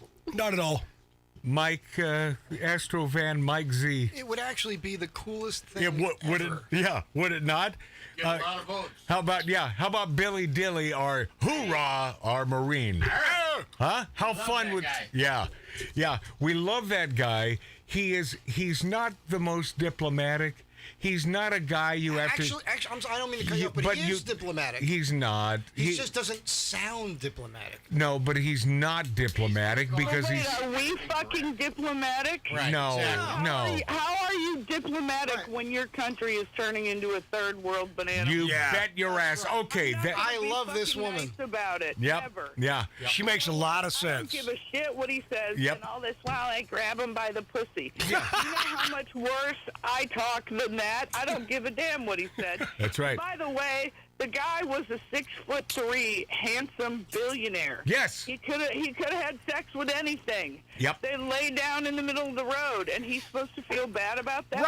Right. See, hallelujah, Bettina. Now you know who this woman is who will be on our show a week from today. Let me just ask. I'll ask you all in unison. How cool a broad is this? 100%. I'm upset that she's married. Yeah, no, maybe, yeah.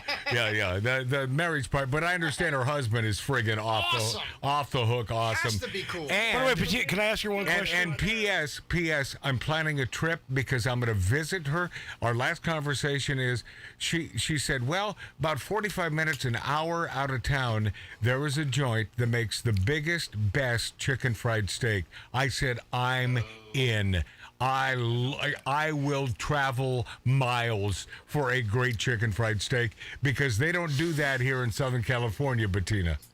Oh, hell no, they don't. And you're about to have all your meat taken away from you, and you're going to get to eat bugs. Yeah, no, it's true. My brother Mart. I just had a question for Batina.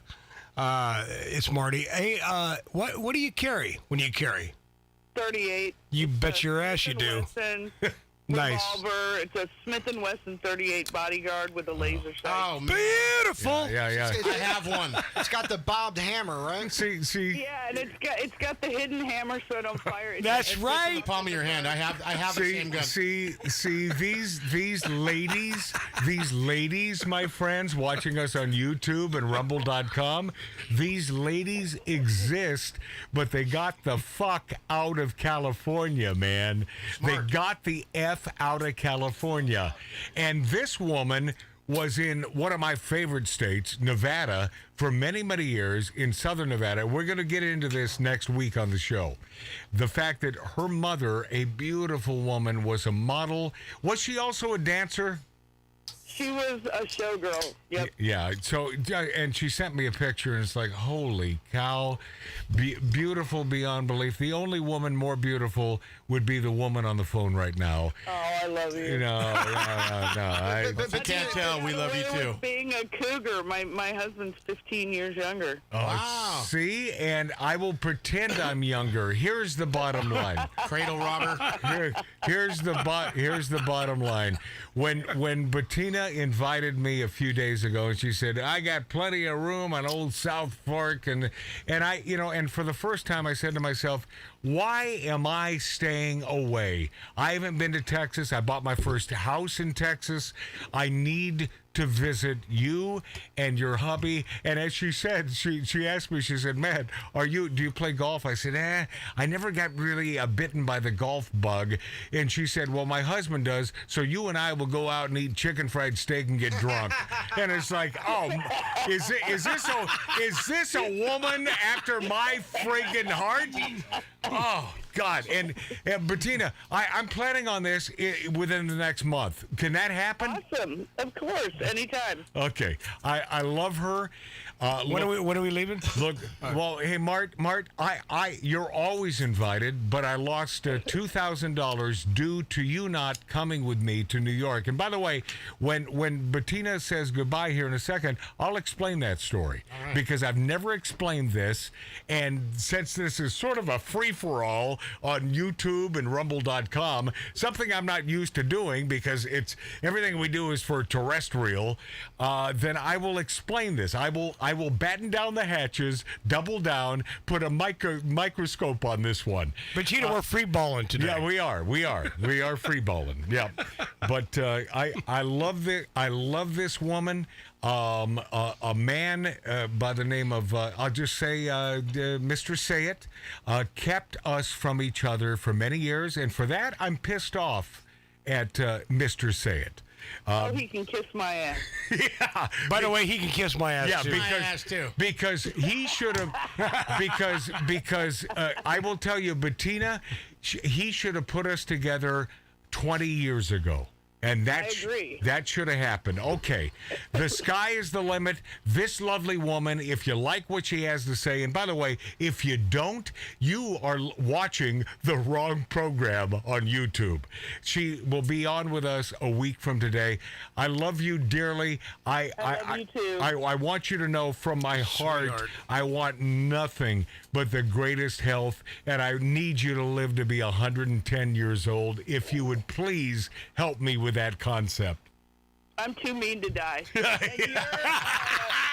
And by the way, Your whole family's invited. We have plenty of room for all of them. Oh, yeah, see, Mart, you're invited. All right. See, but he won't. He Is will the not. producer considered family? Yeah, well, yeah.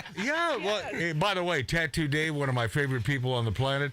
Hey, Dave, you're another guy who won't leave home.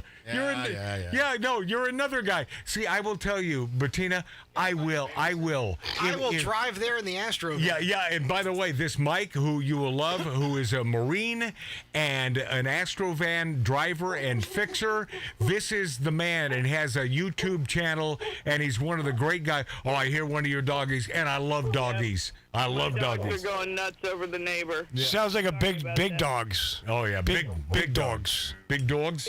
Big dogs. 5 100-pounders. I knew it, man. Yeah. Tell by that part. All right. You know, but they will only nip at me, right?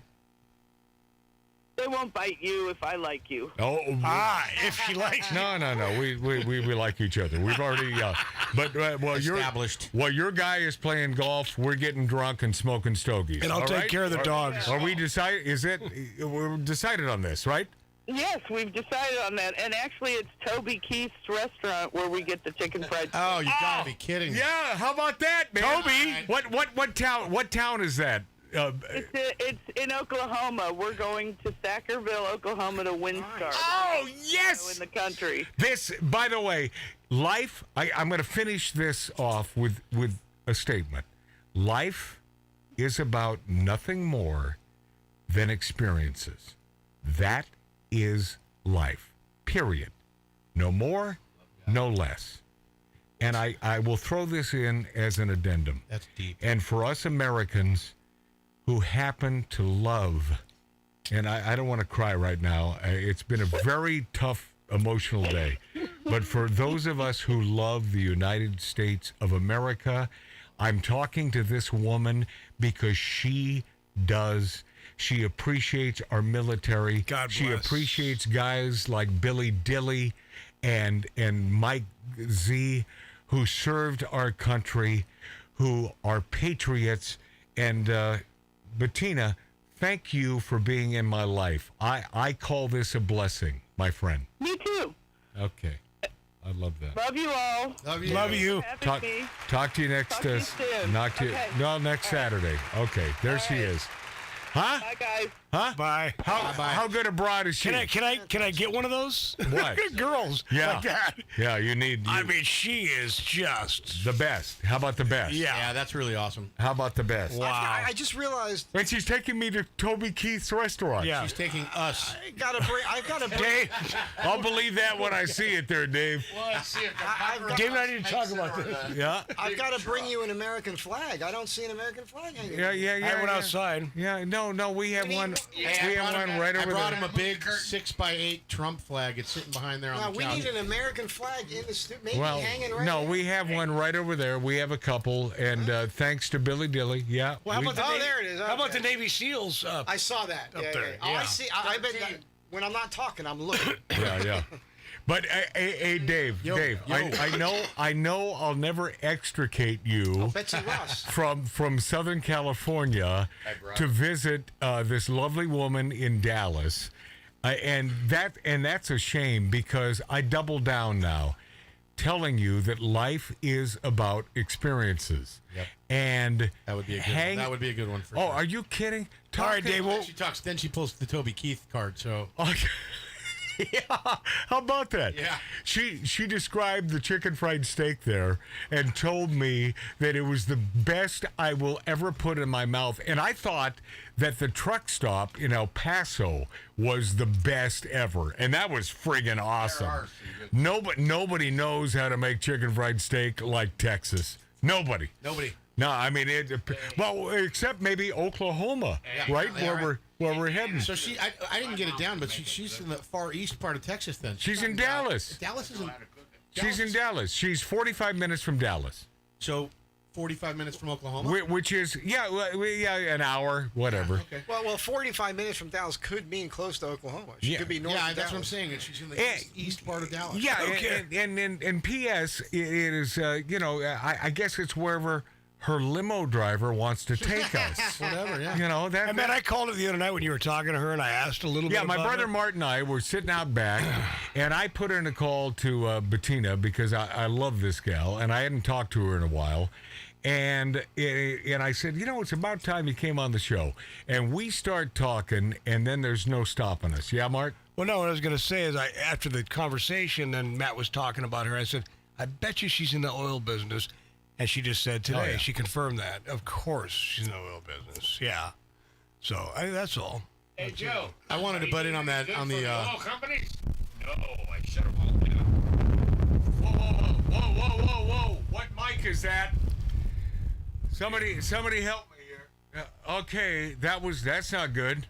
I don't know. That was some wind blowing. No, it's not wind. That's just bad. That's just whatever the hell that was. I turned them all down and back up. By the way, that's sort of status quo for the day, For man. today, yeah. Oh, God damn it. I mean, if there's something that could go wrong today, it'll go wrong.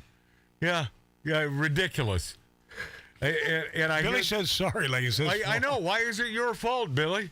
I know. I'll get it. Billy farted. Boy. Wow. Boy. Goofy Mike.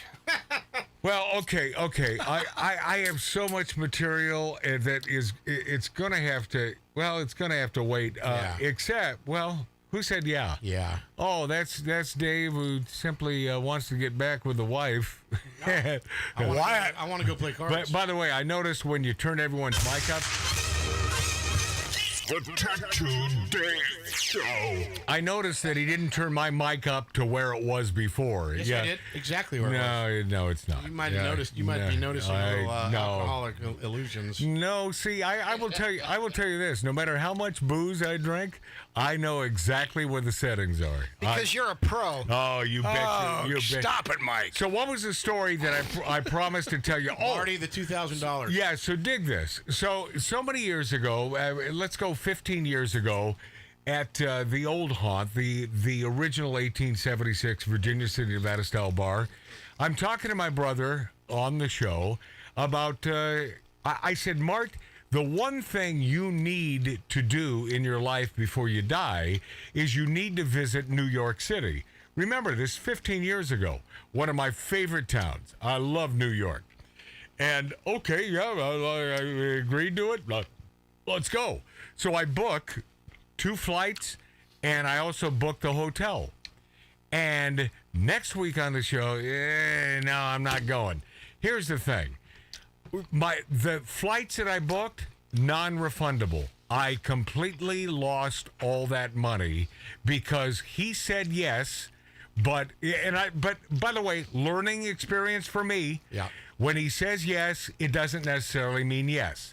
When I say yes, it means yes. It means yes. I'll vouch for that. And this is not about, throwing my brother under the bus. This is about him missing out on a valuable experience. I believe that every American should. I can't even say this today, though, because it's so bad in Manhattan. But I will say that for years, I have believed that you should not go through your life being an American without being in New York City. Mike Z, you've never been there, right? No, I used to go there all the time. Oh, you did? So, yeah. I'm from New Jersey. Oh, yeah, no, that's right. You're in Jersey. I used to cut school and go to the city. So, even though you are a local, do you understand from where I come? 100%. Okay. There you go. There, 100% again. Yeah, but you do understand. Yes. Yeah. Look, I go to the village all the time. Yeah. I got an apartment I can stay in anytime I want. I've house sat in the village. Love that. I worked on a brownstone in the village. I've done, yes, I've had great experiences in the city. Is that not such a unique, of course, fascinating, and an electricity that you cannot explain to anyone who's never been there? I love the city, but, yeah, 20 years ago, things shifted about, and it's not as fun as it was. Well, plus we're getting older. Yeah, it's true. Well, plus you get older, things don't seem. I used to go to Central Park, obviously, but the Washington Square and just chill out and watch all the stuff happening, man. Yeah. And I had so much fun there. I got busted there, and my cousin's been arrested. How were you busted? What were you doing? Well, my cousin and his He was a friend pimp. and I, we used to. What was that taxi driver? What was the? De Niro? It'll come to me, but don't worry. So my cousin and I were hanging out one day. We're hanging out with his friend. And they say, "Let's go to the city." So we go to the city. We're in the village. That's where I like to go. I know the place. Yeah. So we're in all these little bars. And by the way, let me just throw this in. The Village was not really my hang. I like, I liked Midtown Manhattan. Okay. I'm a Midtown guy. Whatever that says about me, I don't know. Yeah. But yeah. No, for me, the village is fun. Also, I like a little bit things dangerous, and I don't mind getting into a street fight and that sort of thing. Been in a bunch of them. Yeah, I wasn't looking for a fight, Mike. Yeah. Mike's not looking to kick somebody's ass. Yeah, I guess he is. 100%. I spent a couple decades looking for fights on a regular basis. That was kind of crazy. 100%. Yeah. Billy, what are you holding up there, Billy, that nobody can see? We go out one night, and we're having a great time. We're bar hopping. Museum? And got it, okay. my cousin and his friend, they say, we're going to go to the park. We're going to buy some weed. All right. And I'm like, you can't do that anymore.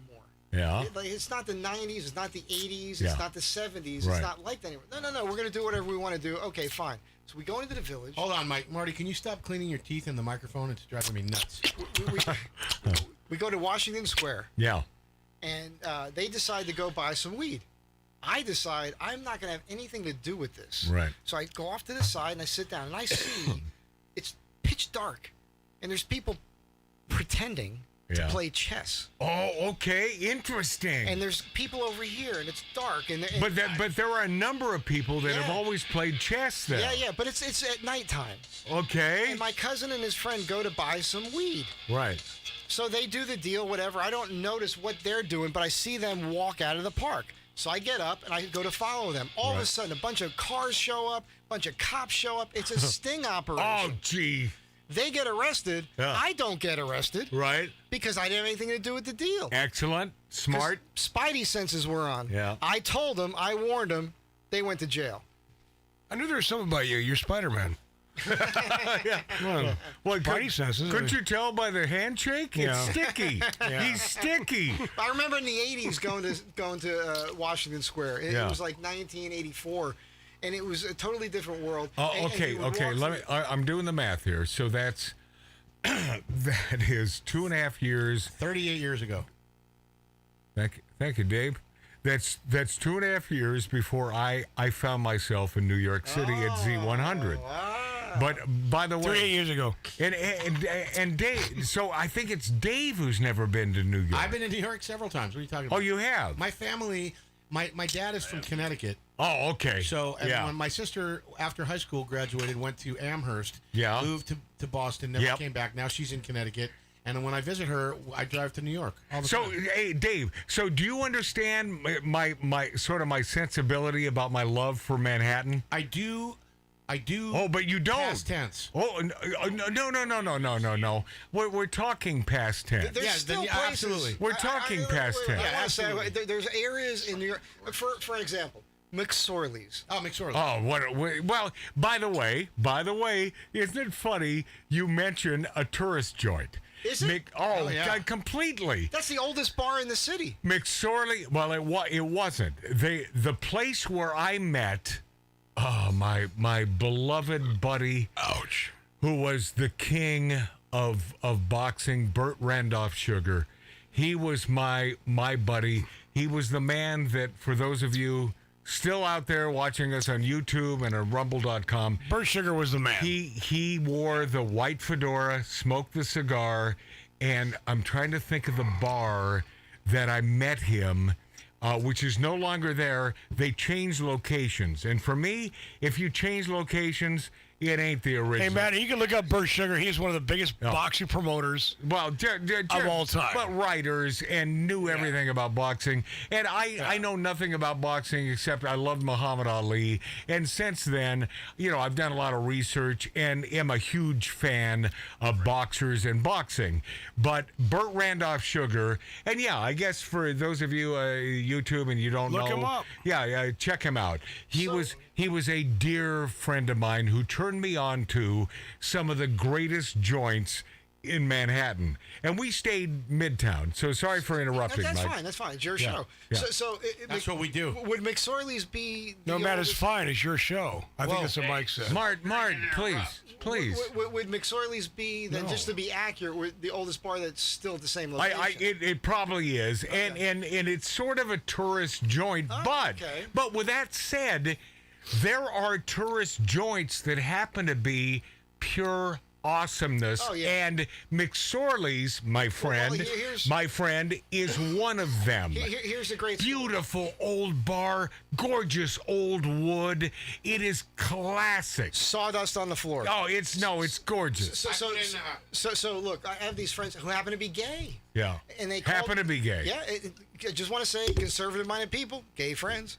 No, but I just put in oldest bar in New York, and McSorley's came and up. they're also more conservative-minded because they own businesses and everything. Did you hear Dave? What Dave, our producer, just said? Well, Mike's talking. Stop it. No, he looked up the oldest bar in New York. Yeah, McSorley's. Yeah, it came up. Yeah, I'm sorry. I love that, Mike. It's all right. So they call me up. They say, hey, I was in town at the time. It was the late 90s. Yeah. So would you mind house sitting? We have a friend. They want somebody to house sit their pad. Right. It's right there, 2 doors down from McSorley's. Wow. On the floor.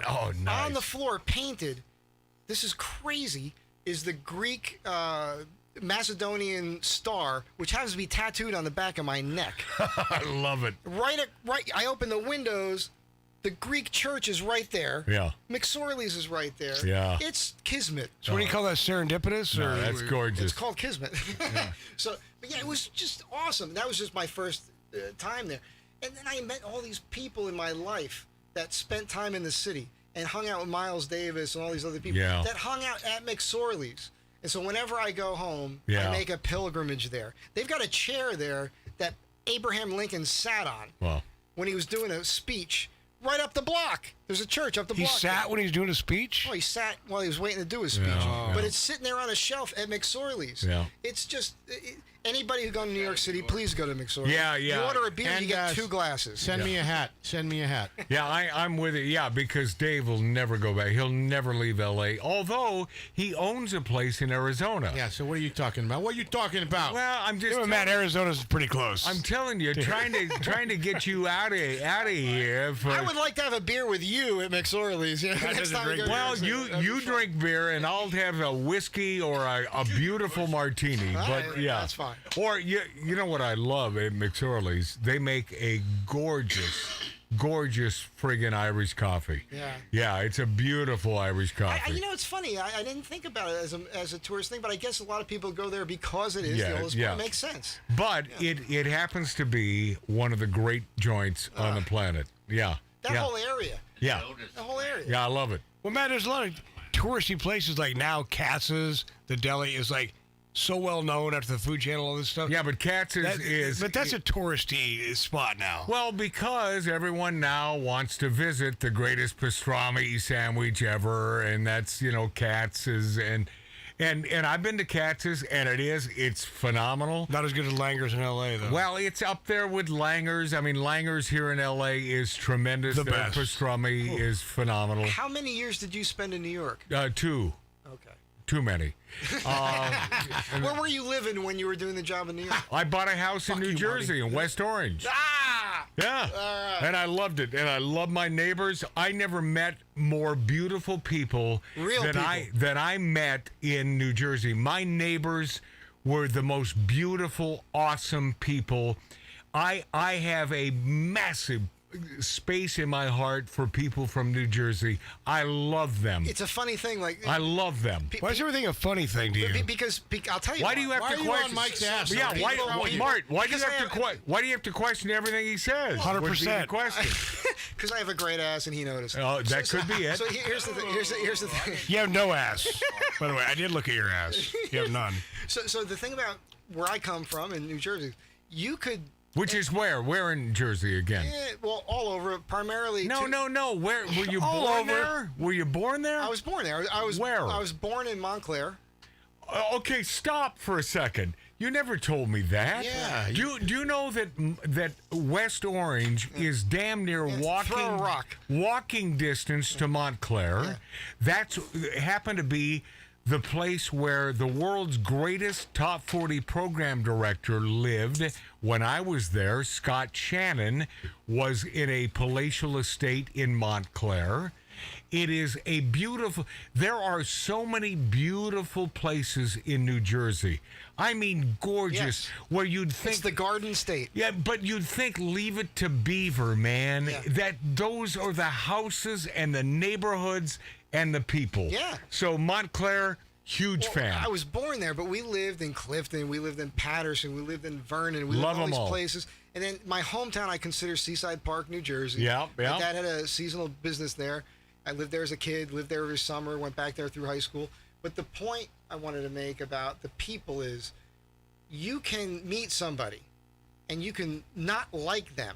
Yep. And you can look at them in the face and tell them, I don't really like you. Yes, 100%. But 100%. You're stealing my line. I am. But you can agree to work together. You can still get a job done. But there's a good chance you'll end up being buddies. Eventually, yes. And it's still, the great thing is about, as far as men go, Yeah. you can literally get in a fist fight And and be be friends the next better day. friends Yep. over it afterwards. Yep. There's a hyper masculinity Yep. or testosterone thing, whatever, where like a guy who thinks he's an alpha will push you. Right. This happens to kids. I talk to some kids. I know they're young kids all the time, my clients' kids, whatever. And they'll be getting picked on, and they're crying about it, and they talk to me. So you picked on me. I said, look, he's going to keep picking on you until you stand up for yourself. Yep. And you're going to stand up for yourself, and then he's going to respect you for standing up for yourself, and then you're going to be tighter. And that's the way the world is, man.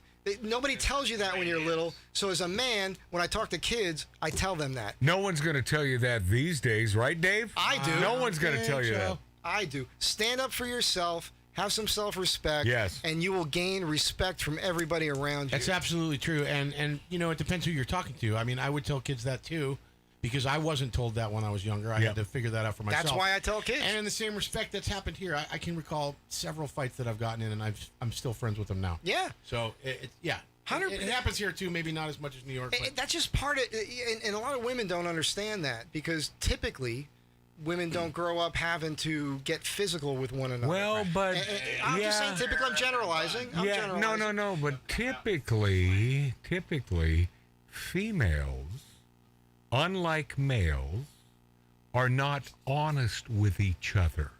They will badmouth a female at lunch. When that female shows up, That's so right. good to see you. I love you.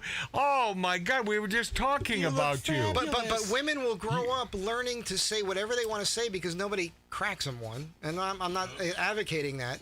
But as a man, when you're young and you say the wrong thing to the wrong dude, you get punched in the face. You get punched. And that's how you learn. And females do not That's have right. to deal with That's that. why, as you become an adult, when something happens in front of you, a female can still react emotionally to it instantly, and a man seems slow to it because he's processing the information while he's seeing, because he wants to see what's going to happen here. Am I going to get hit? Yes. You know, that's the difference. Right. That's a big friggin' deal, man. And how many times have we been in situations where the females, they love to see the guys fight? Oh, they encourage it. Right? They do, right, Dave? That's the woman you got to break up with. Yeah, man. that's the one that's going to get you in jail. She'll get you killed. Yeah. Yeah.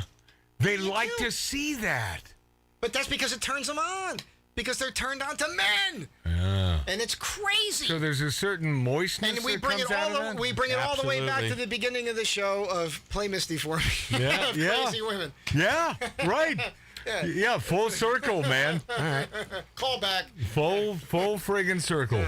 Well, I will tell you that that 3 out of 4 of us in this 1876 Virginia City, Nevada style bar have spent time in New York City. And my brother Mart missed. He hasn't missed it yet. He's not there. No. He missed a great opportunity where he didn't have to expend a dime. I took care of everything. And I feel bad for that after all these years because I think he owes you $2,000. Okay. Well, okay. I think that's where he's going with it. Owing and ever seeing that, two different things. Whatever. I'd rather owe you than fuck you out of it. Yeah. Buy him a watch. Anyway, so there's a rabbi and a priest. And, Yeah. But, to this day, I do miss New York. Do I want to live there? Yes. If I'm making $10 million a year. I mean that's You have true. to. You have to. And by the way, live in a hovel. By the way, I'm not going to live there exclusively. I'll have my place in northern Nevada and in Midtown Manhattan And Dallas. And it really isn't the same city anymore. No, it's not. We know what went down. What has gone down over This the new mayor, what is going on? Oh, please. Oh, What's going on? This son of a bitch, when, It's like his brain is not. It's like I don't want to use the R word, but he is. He's just. Retarded. Yeah. Like it's just, retarded. He sounds that Leave it to way. Marty. He just says the dumbest things, and anybody with any common sense listening to him talk, you got to be like, oh my God. Yeah, but Mike, those people with common sense are not on his playing field. They are not Democrats. Those who are on his playing field are Democrats. They're not conservatives. We know what's going on in the big cities. They happen to be run by these sons of bitches who destroy everything that Mayor Giuliani built. That man, by the way, deserves major kudos. You're right. You're 100% right. No, but Mike, I don't need you to tell me I'm right. I know. I spent a couple hours with him at a gorgeous cigar bar on Fifth Avenue, and live broadcast many years ago. He and I smoking cigars. I had some single malt scotch under the table. During the interview, about 10 minutes in, I said, Mayor, Mr. Giuliani, if you were to drink a single malt scotch, what single malt scotch would be your choice? I believe, I could be wrong, there's a news article, and not one to boast, it was full page, front page, one of the local papers with the mayor and my own self. And I believe he said Dalwhinnie. And I reached under the table and I brought out a bottle of Dalwhinnie. Get out of here. And so now I said it in front of him. He chuckled, gave me this big smile. Now, another 4 minutes. 4 minutes in, he said, Matt, are you going to drink it or just look at it? Yeah! That's Mayor Giuliani. We had the glasses brought to us. We poured it. We continued the interview. That's the man, Mayor Giuliani. Okay, I want to say that's awesome, and I think he did a great job, obviously. However, I'm on the fence with it because I kind of like the city when it was a little dirty. No, okay. That's just how I feel because I had a good time there. Mike Z, I like Vegas when it was clean. What Mike Z is speaking to is the 42nd Street, all that stuff. As a kid, my dad. So you're not going to let me tell you? I'm sorry. Get going. No apologies, but yeah, I'm sorry. 42nd Street. When Disney took over, I understand the concept. However, you and I both know that what Mayor Giuliani did, getting rid of those sons of bitches when you come out of the tunnel from New Jersey into Manhattan, he got rid of the squeegee guys. Yeah, oh yeah. On a rainy day. That was the most annoying thing ever. On a rainy day, they wanted to clean your windshield. And I would roll down the window and say, but it's raining. Yes it is. I said no. And Mayor Giuliani got rid of them. We don't know where they went. And P.S. we don't all know how sausage is made.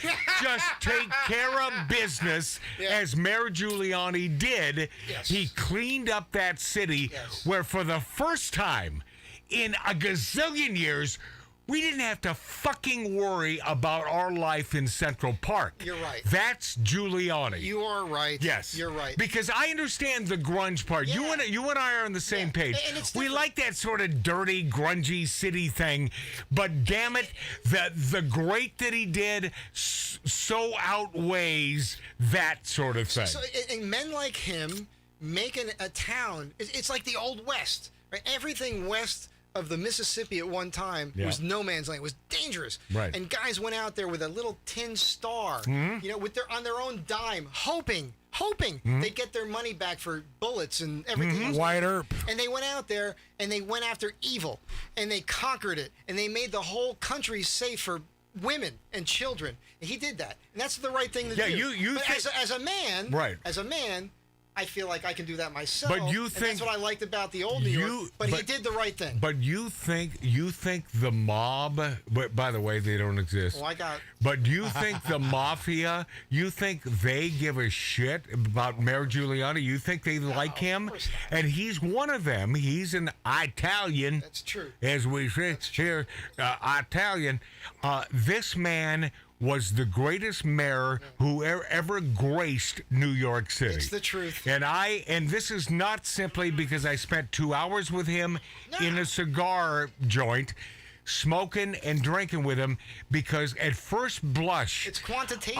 I got this incredible impression. This is one of the guys, man, and he gives a shit about New York City. He did the right thing. Isn't that what you want? Yes, he did the right thing. Isn't that why we want Trump in there? Yes! Because he gives a shit about America? Yes. Yeah. When it comes to you always have to say something. I'm sorry. Jesus God. Don't apologize. I'm overly polite. I say 100% too often. Mike Z. But here's the thing. Yeah. We need Trump because when it comes to this Ukraine situation, he's the only guy who's going to go in there and stop it. Yes. He's going to stop the $14 trillion that we've spent on that, and he's going to get them to stop the. He's the only guy who will come in and stop it. Yeah. There's nobody else who's going to do that. Right. Whatever you think of him, fine. I don't care. Yeah. It's not a personality contest. But it is. It's about what you can do. It's about doing the friggin' job. But it is. Nobody else is going to do that job. With these people that have this tremendous vitriol and this hatred toward the guy, it is personality. It is about personality.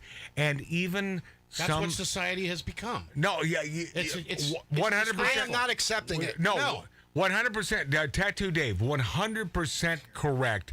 It is all about, well, but but you got to be nice. But those are the youngins, Dave.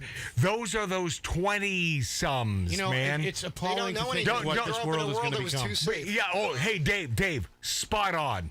Because we have to deal with these asshole little fucking maggot 20-year-olds. I can't be there at 8. I'll be there at 10. I don't want to work. I'll do 6 hours. Right. They don't. Fuck you. Yeah, fuck you is right, Dave. Yeah. Because they don't want to fucking work. They don't. And then, well, they're not being very polite to me. The way he said, no, you have to be here at 9. That's not very polite. It's fuck you. Fuck you. I've said it before. You punk. You know, who was right about this in the 70s? I'll tell you. Clint Eastwood as Dirty Harry. Yeah. All right. He would, how friggin' spot on was that man? Hey, on another note, you want to hear something crazy? I walked outside, and the conversation that we were having, Batina, is still on. There's a huge delay going on right now. Oh, yeah? Yeah. Oh, okay. Just something on another note. Okay. Well, thanks for pointing that out, Dave. It's an 80-year cycle approximately.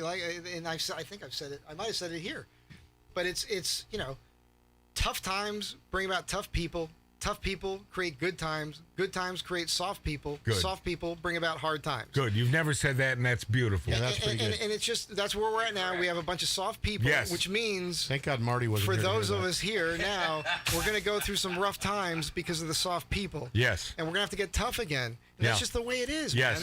And this is not something you have to think about or wonder about. Or that's just the way. That's reality. Read history. Those who do not know their history are doomed to repeat it over and over and over again. And we shouldn't have to do that. We should be able to learn from the mistakes that the people make around us so we don't make those mistakes ourselves. But we're talking about people who are not those squishy, friggin' lefty bastards. I don't even think it's a left-right thing. I think it's common sense. Of course it is a left-right thing. Common sense is not common anymore. But common sense has nothing to do with the left. They don't care. Even if they have this ingrained in their brain. They don't give a shit about the truth. And that is what common sense happens to be. It's about disruption. Gosh, it's so it's about these Marxists wanting disruption. They want things to go so fucking far awry. And why? Because they hate America. They have to rebuild it. That's George Soros. Those are the assholes on the left, including Barack fucking Obama. Yes. What a piece of crap. The man had an opportunity of bringing us all to. We were already all together. 9/11 brought us all together. Yep. That man friggin' took us apart. Yes. Instead of bringing the masses. You know, that day when George W. Bush, who, by the way, not a huge fan of, but this man made the claim regarding America and the fact that, well, it seems like we're all together now, and we were black, white, Asian. It didn't matter the color. And he did say we won't stop until we get this guy. The sexual proclivity, none of that mattered. What mattered was one thing. We were all Americans. United. And then friggin' Barack Obama steps in and makes it a black-white issue. Segregate. Because this man is a bad man. He is a Marxist son of a bitch. And he's running the country right now. I'm no QAnon guy. Not even in the least. But do the math on what's going down, my friends. I mean, you can't figure this out? The man is running the country. You know that old decrepit son of a bitch who can't get through a sentence has nothing to do with the country. He's made that statement on the stand just 2 days ago, just 3 days ago. He hates America. 5 days ago. No, that's not the statement, Mark. Stay with me on this. I didn't say that was a statement. I said he hates America. Okay. Generalizing. Well, gosh, There was a whole darn lot it. Have another drink, Matt. You're doing good, buddy. There was a whole. Yeah, I am. You're not. Don't be I am. stupid. You're not. Don't be all stupid. pissy, bro. Don't be. I know it's a bad day for you. Don't be stupid. It was a bad day for you. Calm down. Don't be stupid, Mark. You're turning into Mark Levin. It's not a good look for you. I'm trying. By the way, for you to say I'm turning into Mark Levin, thank you. I wear that like a Really? badge. 'Cause he's an asshole. I wish I could be that smart. He's a loudmouth piece of shit. By the way, that's my brother Mart, who just called Mark Levin an asshole piece of shit. That's I said my brother Mart. loudmouth piece of shit. No, an asshole, loudmouth piece of shit. And I agree with his politics, but I can't stand. All right, but that's my brother Mart. Yeah. But before But that happened, there was by a the lot of way, truth when being you said. compare me to Mark Levin, thank you. I wear that like a badge. Well, I compare you to a lot of other I people, would too. never. I could never be that smart. I would love to, but I could never be that smart. Yes, Mike. I was just going to say, before that happened, there was a lot of truth being said there. Mm-hmm. There was a lot of truth there. And it's just a sad state where we're at. But I'm a hopeful person, and Yes. I'm an optimist. Yeah. And I'm glass half full. And when things are said, and when people talk about half the country, it's not half the country.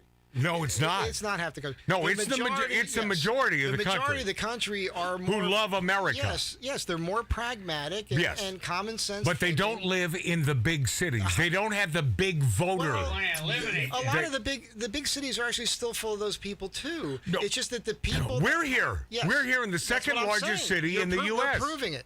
So what I'm saying is that there's people who think their minds work. They're pragmatic. They live in the big cities, but the people with the bully pulpit, the people who can get on the air and talk, that's a minority. That's the minority. Of course, well, that's the problem. The majority is the people that are dipsticks. Yeah. Well, yeah, no. That's not what I'm saying. No, People that can get on the air. No, stop. What are you saying? Hold on, Mike. What are you saying? Mike Z. The majority of the people. Mike Z. Hold on, and then get back to your point. I'm going to distill this down. What I believe, Tattoo Dave, our producer here on Magic Matt's Outlaw Radio, if you haven't subscribed yet, and we're sweating our balls off doing this, and you haven't subscribed, shame on you. Yes. But I will tell you, and by the way, we don't hate you. We just dislike you a little double bit. shift today. But here's the We bottom. don't even dislike you. We just feel sorry for you. We wish you would wake up. No, I don't feel sorry for anyone. Here's the bottom line. Well, I do. I do feel sorry for kids who are abused by their children. And their teachers. That I do feel.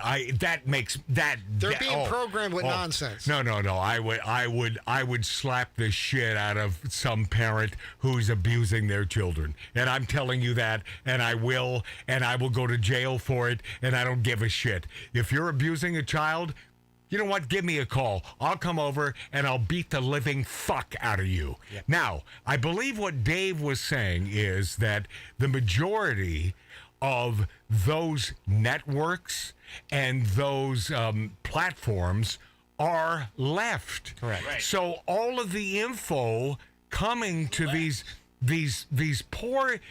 And you know, That's still the minority of people, though. I gotta stop talking. Right, but I'm just saying the majority of people that have a voice. Right. The people Right, that that's can what get- I was. That's the point I was trying That's to all make. I was saying, yeah. Yeah. Well, so but- you're reiterating what I'm saying. Yeah, but the majority of influence comes from the left. Yeah. But it's a mindset thing. The people who have this issue in their mind, like an ego thing or whatever, they need the attention. And all I this have an stuff. ego. I like attention. Yeah, but I didn't say all people with a big ego are Yeah, lefties. yeah. I didn't say big, but I do. I love meeting people who say, "Oh, Magic Matt, you know, I listen to you on the radio. That does my heart good." Well, I don't even know if that's ego because my head doesn't get inflated. Right. It simply makes me feel good, and it makes me feel good that I had some influence on a beautiful person here in America. That's all. Yeah. That's all, man. Well, what you're doing when you do this is that you're resonating with the majority Yeah. that don't have the voice. Right. Because the voice is controlled, as Tattoo Dave said. Yep. By the left that controls the media. Yeah. That's what's happening. Right. So the media has this bully pulpit. They're able to get this message out. Yes, which they is are. Usually bullshit. Yeah. Always. And shame you. Yeah, I mean, it's It is about shaming, yeah, Dave. it's great. Yeah. That's why things like Rumble and YouTube and things like that, where people go out and speak the truth, Well, no, is growing. Stop. The problem is YouTube, not so much. However, it seems like they have been slapped upside the head in this backlash because I'm finding that I can get away with more truth now on YouTube, much more than I could 6 months ago. So it seems like they're allowing more because they're worried about losing revenue. Well, perhaps, you know. But they've also been caught in lies. They got caught suppressing the truth. Because that, as a Marxist, that's what you do. Yeah, right. But that's what you right. Simply As a Marxist, that's what you're supposed to do. That's what you do. But because they got caught lying and suppressing the truth, now they know they can't do that so much. To keep their platform going, they have to allow people to speak their minds again. Because the First Amendment is the First Amendment, backed up by the Second Amendment. Without the Second Amendment, you can't keep the First Amendment. God bless you, bud. So that's how it works, people. You know, someone. I'm just some guy who works in a garage, by the way, by myself. Yeah, well, that's. How do they find your YouTube channel? Go to @AstrovanTribe.com or at Astrovan on YouTube. Yeah. So AstrovanTribe.com. But that's not what my channel's about. But the fact is I'm just a normal American. Well, you're not. There's nothing normal about you, Mike. No, nothing. But get that out of the way right now. But the deal is, I'm too goofy. Right? We're talking about good Americans. Let us talk about a good American that brought Astrovan Mike Z and I together. This woman. I love her. Just step on him, Mike. Do it again. No. He's speaking for all of us here. We love this woman. Now, we happen to be on the right. Now, if that makes us bad because we happen to love the United States of America, and more importantly, we love Wisconsin. But if that makes us bad, fine. We will live with that. Texas, more. Detroit, Yeah, Chicago, Dallas, yeah, Texas, everywhere. Yeah. We got listeners there. We love you all. Yeah, we don't love all the crime in Chicago, No. or how about here in Los Angeles, man? Well, Matt, think about this. They listen to us in Canada. We don't really love. I mean, I'll speak for myself. I love the Canadian truckers. God bless you. God bless you. Hey, by the way, Steve Abbott's thinking about buying a car sight unseen and coming out again and then driving it home. Okay, I love Steve. Yeah. By the way, I love Steve Abbott. Yeah, he's great. He's a truck driver. He was the first Wisconsinite to come into this foray known as Magic Matt's Outlaw Radio on YouTube and Rumble.com, and he visited us. Yep. And I love him dearly because he's one of the originals. He's the one who turned me on to great Wisconsin cheese and sausage, and thank you for making me see the light. So where was I going with this? Great Americans. We love everybody. Okay, I know where I'm going. You're going Wonder Hussy. Here's a gal who is not left, who is not right, sort of a hippie chick. Yeah, she's a hippie chick. Who loves Burning Man or did. Listen, from my heart, I will tell you, and I haven't discussed this with her. I haven't talked to her in a month or so. But I will tell you that I would bet that that Burning Man thing is sort of past her now. Burnout. You're right. Billy Dilly. You're right. He said burnout. I think she's sort of burnt out on that whole thing. I don't know. She's a stick to it. I think she'll just continue. Okay. Well, what anything I fucking say, Mike. Anything I fucking say. And by the way, I love Sarah. I fucking love Wonder Hussy. No, anything I say, this douchebag. Fucking anything I say, I don't give a fuck what it is. Wow. He fucking chimes I think in. it might be time to call this thing, Matt. Wrong, Dave. Because I disagree with my brother. No, just because Disagree. Anything I fuck. Shut up, Billy. Damn it. Oh, okay. So it's not just Billy. me. Fuck. It's like fuck Billy. No, I said shut up. I didn't say fuck Billy. There you go, liar. Liar. I don't lie. I didn't say fuck Billy. I said shut up, Billy.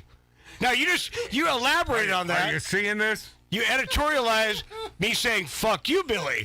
No, I said "shut up, Billy." And by the way, you're the worst press on the planet, bro.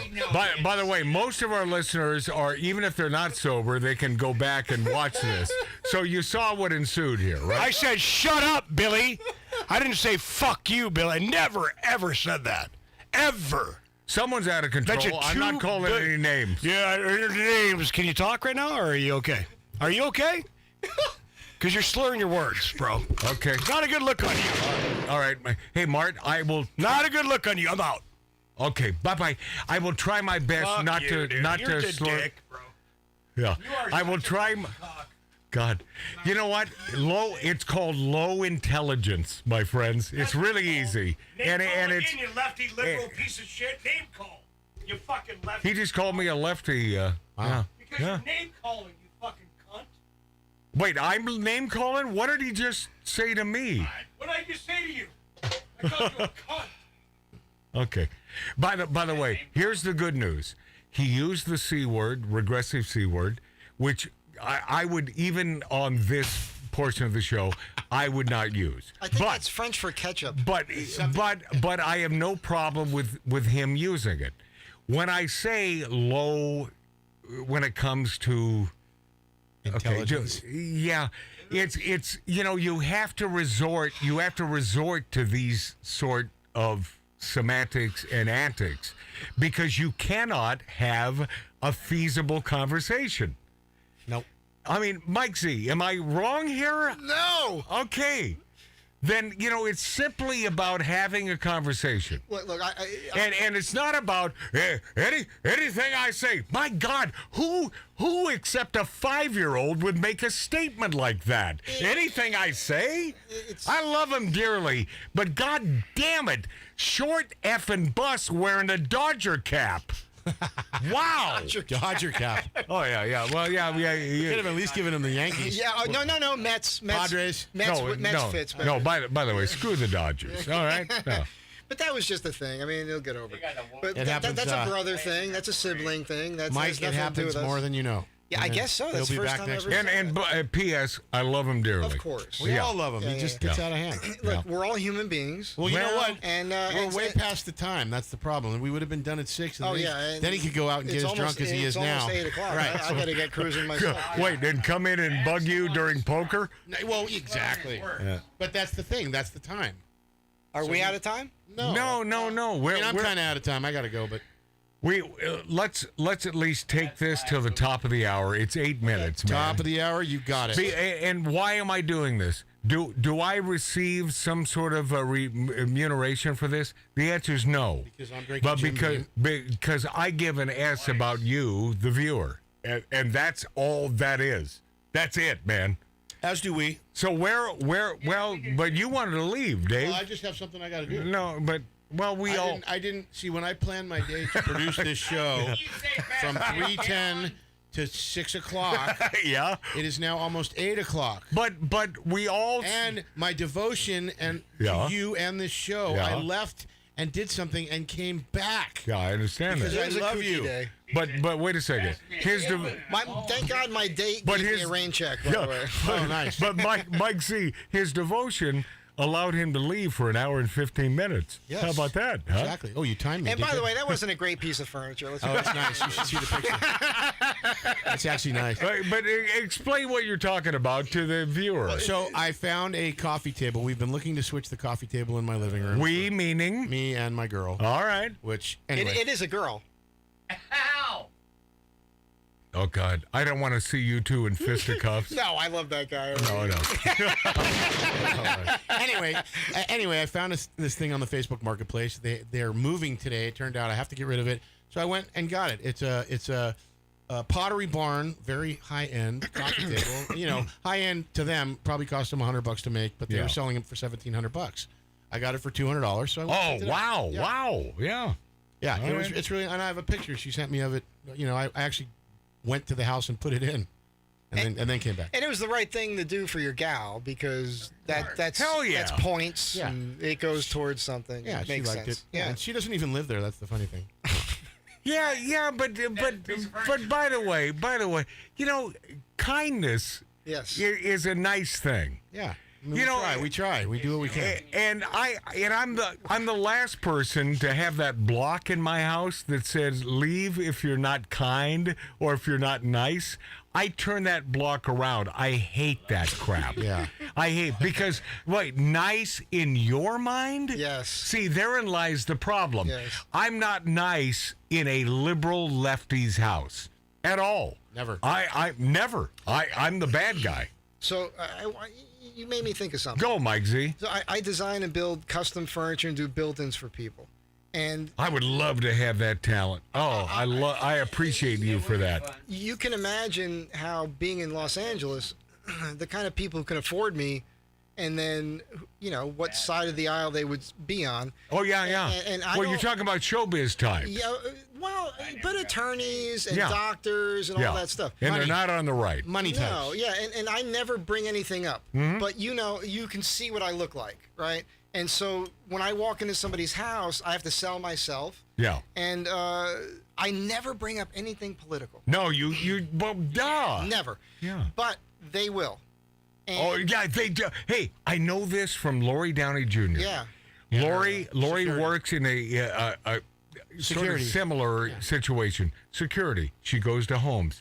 They bring it up. She never would, Mike. Yeah. But they do. So what'll happen is perfect stranger. Yeah. I'm walking into their house. Right. These are mansions. Yep. And they will bring this up, and 3 hours will go by. But explain, how is this brought up? Well, they just bring it up. But we'll talking about what we're doing, and we talk about life and what they're doing for a living, and then they just might say to me, so how do you feel about this thing that's going on? Or how do you feel? They might bring up Trump or something. Right, they want to know. And I won't back away. Right. So I'll say, well, this is what I think, and then they go, well, you know, Mm-hmm. and then I start giving them facts. Yeah. And 3 hours, 4 hours, up to 5 hours will go by. You'll still get the gig? And I'll tell you a story. You want to hear? I'll give you an exact story with real specifics. Go. I like this. Armenian lady, doctor, The worst example of a doctor you can imagine. Yeah, but by the way, our Armenian brethren are normally on the right. Oh yeah, yes. Conservative. And I know a bunch of. It doesn't matter. She just happens to be. So she happens to be overweight. She smokes cigarettes. She's eating garbage. I love her. I love her already. And she's a doctor. Love her. Which is crazy. God bless hypocrisy. I walk into her house. She's got CNN on. She sees an expression on my face. Oh, yeah. She turns off the TV. Yeah. We start talking. This is early on with the Trump thing, like the first year, right after he got elected. Yeah. And she's like, "Oh, this guy, blah blah blah." And I said, "Well, he's done a lot of good things." So she's one of the rare Armenians who happen to be on the left. Yeah. Okay. So she brings out to me Vox magazine. She hands me a Vox, which is crazy, and she says, "Read this article." So by the way, I've been in Vox. Oh, yeah. So it's not all bad. So no, it is all bad. So I'm reading the article that she asked me to read, and I'm laughing out loud. And I say to her, "Look, you're a doctor. Like, you didn't just study being a doctor. Like, you took English classes in college. Like, you know that this is an opinion piece, right? And then look at what they're saying, and you look at the back. They're referencing their own articles to back up this article, which is BS. Yes. And I point all this out to her, and I'm making sense to her. And I said, listen to me.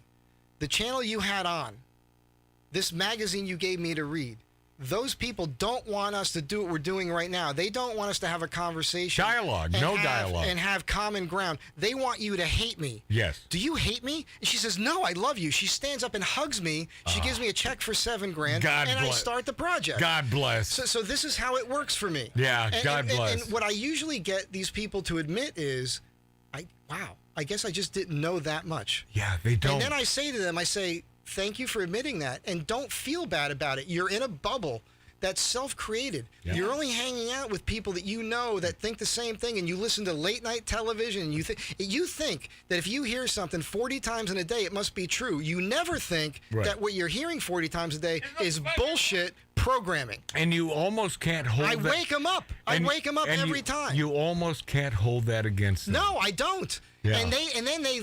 I ingratiate myself to them because I stand my ground, and I'm not being mean-spirited or venomous or anything like that. Right. I'm just giving them facts that they never. That woman that I met here the first time I was here out back, when I had that conversation, she hates Trump. Yeah. Why do you hate Trump? I talked to her about it. I said, well, listen. That's Burrell's landlord. Nice lady. Yeah. She will continue to hate Trump. But I gave her a map. Yeah, but it's not going to help her. Well, if she doesn't. You tried, Mike. I did try. And God bless you for trying. I will never stop trying. Yeah, no, I know that about you. I think I'm the same way, my friend. We all are. And by the way, it's not like I'm towing a party line. I'm not. If you take me on the issues, you might find me pretty liberal on a lot of issues. We're not party line guys on this show. Not at all. Or gals. We're simply not. No. We're not those people. But these people have their opinions programmed into their minds without thinking or looking into anything. Or it's doing indoctrination. They're robots. That's what Marxism is. Right. Of course it is. Right. That's what it is. It's indoctrination. And it's a shame because everybody listening right now, if there's anybody left listening, we're still here. Believe me, I know they're out there. Yeah, please, for the love of Pete, do some research. Yeah, research. I mean, just look at things. Don't repeat what you hear. Yeah. Stop repeating what you hear. Make sure that what you're hearing is the truth, because most of what you're hearing is not the truth. Yeah. Well, I know our buddy Beth in Wausau is not one of those idiots. You know, she listens, she knows, she does the research. She sends us corned beef hash. So I'm telling you, to try. That is. Hey, my thanks to Billy Dilly. Hoorah! Billy, God bless you, bud. God bless you. Love you, Billy. Yeah, love it. Well, yeah, and what you didn't hear off mic is Billy loves to say, "I love everybody." He's having fun. He loves having fun. That's something I could never ever say. I don't love everybody. I love them until they tell me I don't. I most certainly do not love everybody. Tattoo Dave, I love you. Love you back. All right, thank you, Mike Z from. Astrovan. The king of the Astrovan. Thank you for having me. It's a tribe. It's Astrovan Tribe. Yeah. And you can find him on YouTube. My brother Mart, who stormed off in a We still love Mark. Oh, I love him. He's my brother. You have to love him. But I love him regardless of whether he's my brother or not. He's a good man, and he loves America. Passionate. He gets very pissed off with me sometimes and makes it personal, which I don't understand why that happens. But thank you to Batina Vivano. I mean, my God, what a gorgeous gal who will be back next Saturday. And then Jimmy Mack. Oh, yeah, James McEachin. Boy, this has been a long one. Yeah. I haven't seen him forever. It's been a long and... Yeah, maybe we just get his ass over here next Saturday. Yeah, he needs to come back. Okay, yeah. He's idea. 93. How many trips does he have over the show? I'd like to meet that guy in person. Oh, you won't believe it. He was funny. Yeah. What? What, Dave? Funny. I said you won't believe it. He's such a great guy. No. Okay. I must tell you that I'm not sad we're not playing poker tonight. What I am sad about is that this show has to end. Oh. But I know we're paying homage to my buddy in Orange County who owns one of the greatest restaurants of all time. And I love him dearly. And I love you. I will continue to be Magic Matt on Outlaw Radio. Don't forget bumblebees. And by the way, do you understand what I'm saying when I say bumblebees can't fly? It's sort of what we did here today. We believed that we'd be back on the air with audio and video. We believed it enough to not effing give up. Yep. You did. I'm very impressed. That's what bumblebees can't fly means. They fly, but they can't. But they do. It's crazy. They're big little kids that get their wings in the air. I have a special love for you. Thank you for being there.